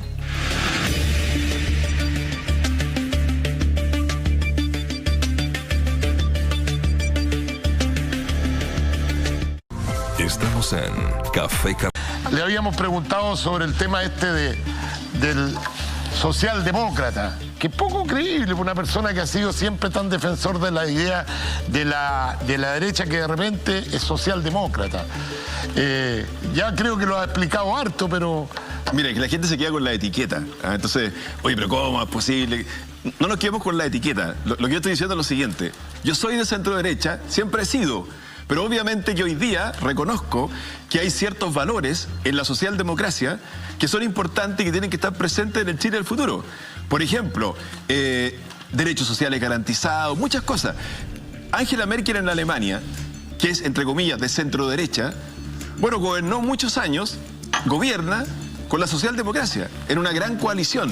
Lo que yo estoy diciendo, hay que entenderlo bien, es que Chile necesita acuerdos en el futuro, que ya los gobiernos de derecha e izquierda no resultan, que si nosotros ganamos, yo creo que la gente... A mí me gustaría lo siguiente, que si yo soy presidente de Chile, la gente me dé un mandato, quiero ganar para esto, no para ser un gobierno de derecha, sino que para decir, usted si gana, tiene que conformarse no solo con los que ganaron, tiene que llamar a parte de los que perdieron y haga los grandes acuerdos que necesita Chile. Eso es lo que hay que hacer. Estoy diciendo que Chile tiene que parecerse más a países europeos, incluso al propio Estados Unidos. Tiene que haber más de estado de bienestar en el Chile de hoy. Eso es lo que estoy diciendo. Vuelvo a creerte de que son de las mejores intenciones. Sin embargo, te quiero poner el ejemplo. Sebastián Piñera, para el estallido social, quiso hacer un gesto de acercamiento con la oposición y llamó a cambiar la Constitución. Invitó a hacer un acuerdo por este plebiscito. A los 2 días le estaban haciendo una acusación constitucional. Ese gobierno de unidad o de traspasar la línea, ¿tú crees que es posible con una oposición como la que ha tenido el gobierno de Sebastián Piñera? ¿De dónde nace esta fe de creer que dando de gesto a la izquierda te van a...? No se trata de gestos, Checho. Yo les quiero decir lo siguiente. Los problemas de Chile, y nómbrame cualquiera, pero te voy a decir lo más importante, la seguridad. La calidad de la educación. No han firmado ninguna de las leyes de seguridad. La Araucanía. No han firmado ninguna de las leyes de seguridad. Déjame decirte, no se van a resolver sin acuerdos. Es imposible que se resuelvan si no hay acuerdos. Incluso una cosa tan simple, hoy día el Estado no es capaz de hacer, mantener el orden público. No es capaz de hacerlo. ¿Por qué? Porque se rompió el acuerdo sobre cómo se mantiene el orden público en Chile. No es cosa de decir, mira, lo voy a mantener a todo evento. No resulta. No pasa. Y todos los viernes, y todos los viernes es un ejemplo de que no se mantiene. Están las leyes ahí y no las quieren. Pero por eso, porque no es cosa de aplicarlas nomás. No es cosa de aprobarlas, antes de aplicarlas. Déjame decirte una cosa, Checho. Pero no me estás entendiendo. No se entiendo perfectamente. No han aprobado las leyes. Porque en el Chile de hoy, esos acuerdos no van a pasar. Ya hemos llegado a una situación de enfrentamiento, de polarización, no de la gente, de la clase política, que eso no va a pasar. Pero te vuelvo a repetir, ¿cuál es la oportunidad? Viene una nueva constitución. El próximo gobierno no va a ser de continuidad, va a ser el gobierno 1 de un ciclo nuevo. Y en esa constitución, ¿qué va a pasar? Que los del lado de allá y los del lado de acá, por 2/3 tienen que poner de acuerdo. y va a haber una nueva constitución acordada por 2/3, que después tiene que ir a un plebiscito. Pero esos acuerdos por 2/3 hay que prolongarlos en el gobierno primero del nuevo ciclo, que le va a tocar echar a andar esta nueva manera de mirar Chile y de sentir Chile, que es la nueva constitución. O sea, tú estás optimista de que efectivamente se puede llegar a acuerdo. Por supuesto, pero para eso se requiere que la gente, aquí lo que vale es la opinión pública, lo que vale es la gente, ellos son los que mandan. Los políticos, las personas reaccionan mucho a eso. Entonces, lo que se requiere, y ese es mi desafío, es convencer a las personas, a la centro derecha primero, porque tengo que participar en una primaria, pero a la opinión pública, a Chile, convencer a Chile de que el próximo gobierno y el próximo presidente tiene que tener este mandato. No haga un gobierno con los propios. Joaquín, haga un gobierno de acuerdos, con una coalición más amplia. En la encuesta está en los primeros lugares Daniel Jadwe, que ni siquiera su partido quiso firmar el acuerdo de este plebiscito por una nueva constitución. Entonces tú dices la ciudadanía, pero la ciudadanía tiene a esas personas en lugares de privilegio en la encuesta. Entonces me da la sensación de que está hablando de un mundo utópico, no un mundo real. El mundo real es que hay gente que no se quiere poner de acuerdo porque no quiere este modelo social. Obviamente, quiere una cosa totalmente distinta. Checho, esas personas que tú me estás mencionando, obviamente que no van a estar en el acuerdo, y probablemente no van a estar en el acuerdo los 2/3 tampoco. Pero tú crees que personas como Francisco Vidal, que me hizo la pregunta, o muchos de ese estilo, ¿no van a estar en los acuerdos de 2/3? Yo creo que sí. Bueno, yo también creo que sí. ¿Y tú crees que esos son mayoría? Yo creo que sí. O sea, yo creo que finalmente eso se va a lograr. Esos 2/3 van a estar. Y va a haber gente que no los quiere, que está por otro modelo de sociedad, pero hay un punto aquí. La gente no quiere progreso, pero sin cortar el elástico de la economía. O sea, Chile tiene que hacer cambios profundos, muy profundos, pero en paz social, en acuerdos y sin nunca cortar el elástico de la economía, porque eso significa pegas, empleo. Y si cortamos eso, sonamos. Por tanto, digamos, yo creo que la gente finalmente cuando tome la decisión va a tener eso muy presente. Sebastián Piñera salió elegido con un 55%, hoy día está, dependiendo de la encuesta, un 10, un 12, un 6, alguna encuesta. Toda esa parte, todo ese apoyo lo perdió de su sector y se ha caracterizado por ser una persona que le da gestos a la izquierda permanentemente. Tú representas un sector y has estado en contra de la votación de tu propio partido, como en la UDI, me refiero al apruebo o al rechazo, me refiero al retiro o no del 10%. ¿No tienen miedo de que en algún momento tu sector, el que te apoya, te pase la cuenta y finalmente, porque tú has estado liderando la encuesta en forma permanente, te pase la cuenta y pase un poquito lo que le pasó a Sebastián Piñera, que ha perdido apoyo de su propia gente? Mira, miedo no tengo ninguno. O sea, en el fondo yo lo que tengo... es un decir. No, es un decir. Yo lo que tengo es la convicción de este proyecto. O sea, que hay que hacer las transformaciones profundas y hay que hacerlas en acuerdos. Esa es la convicción de este proyecto. Si las personas de centro derecha eligen a otro, bueno, eligen a otro. Pero yo creo que cuando vayan a elegir, piensen, uno, ¿quién tiene más probabilidades de ganar en la segunda vuelta finalmente?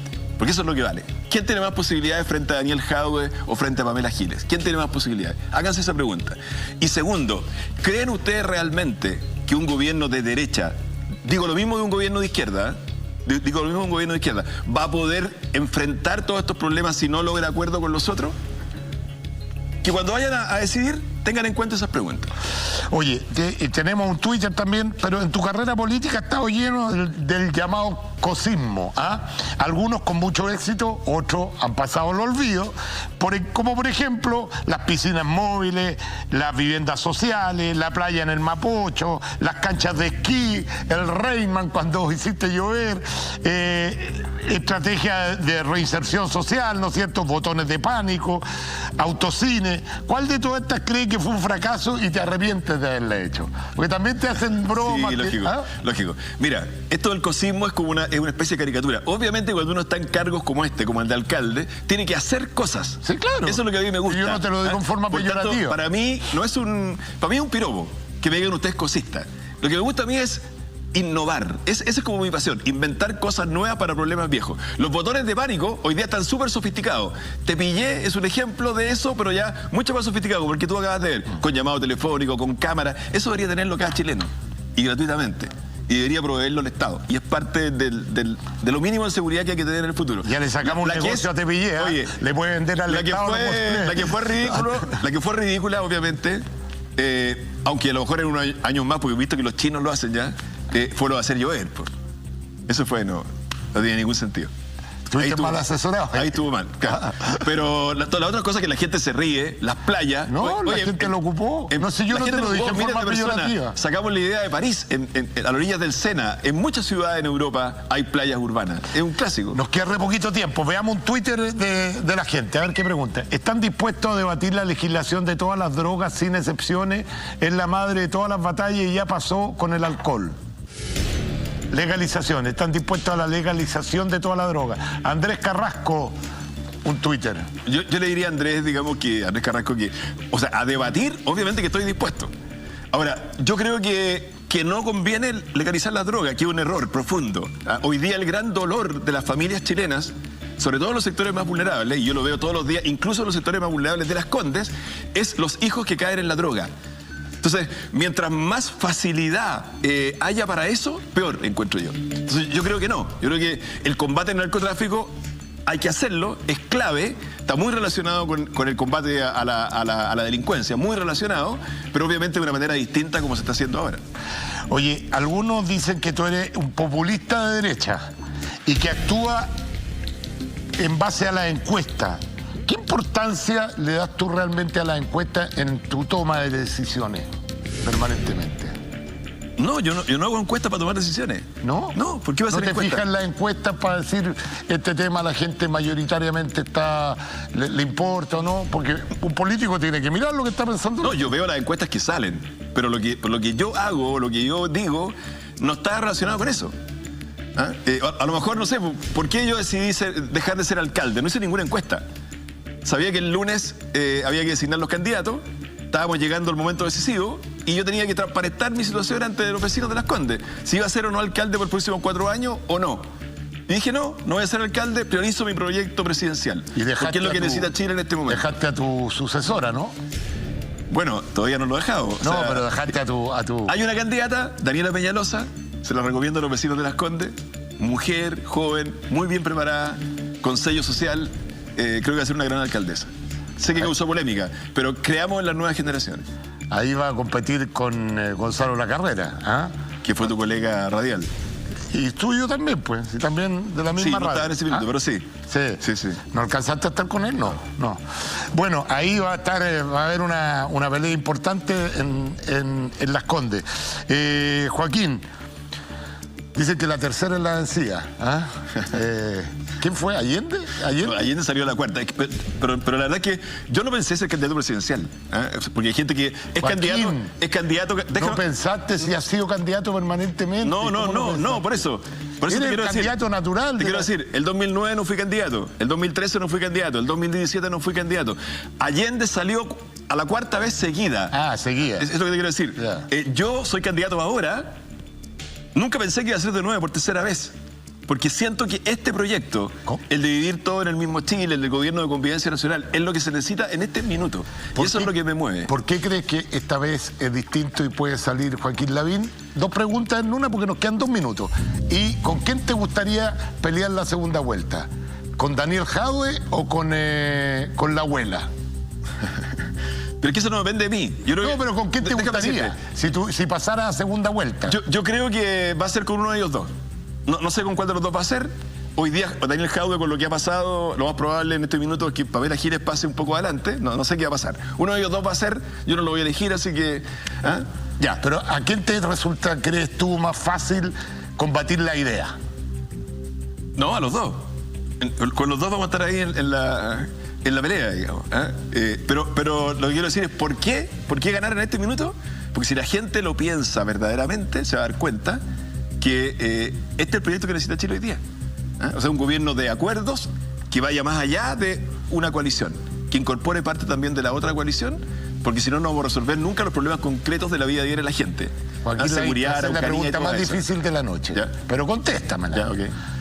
Si por ese motivo te bajaras de la carrera presidencial, de los otros candidatos de la centroderecha, ¿quién te gustaría que fuera el representante del sector?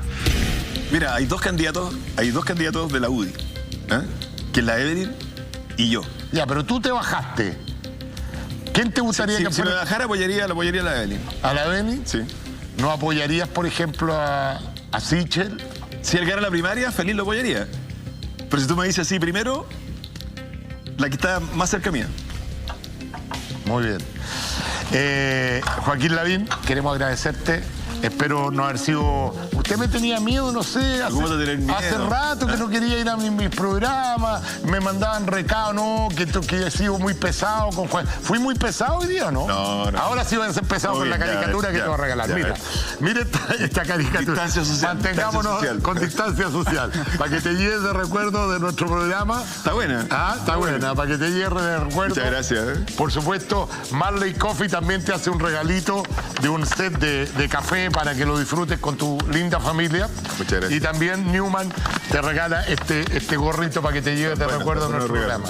Mucha suerte, como dijo Leonel Sánchez, que gane el más mejor. Exacto. Y que efectivamente el que conduzca los destinos de nuestro país sea una persona que logre sacar a nuestro país adelante, que tanto lo va a necesitar. Así que muchas gracias. Gracias, Checho. Feliz de suerte, una campaña con fair play, ojalá, y que les vaya muy bien a todos.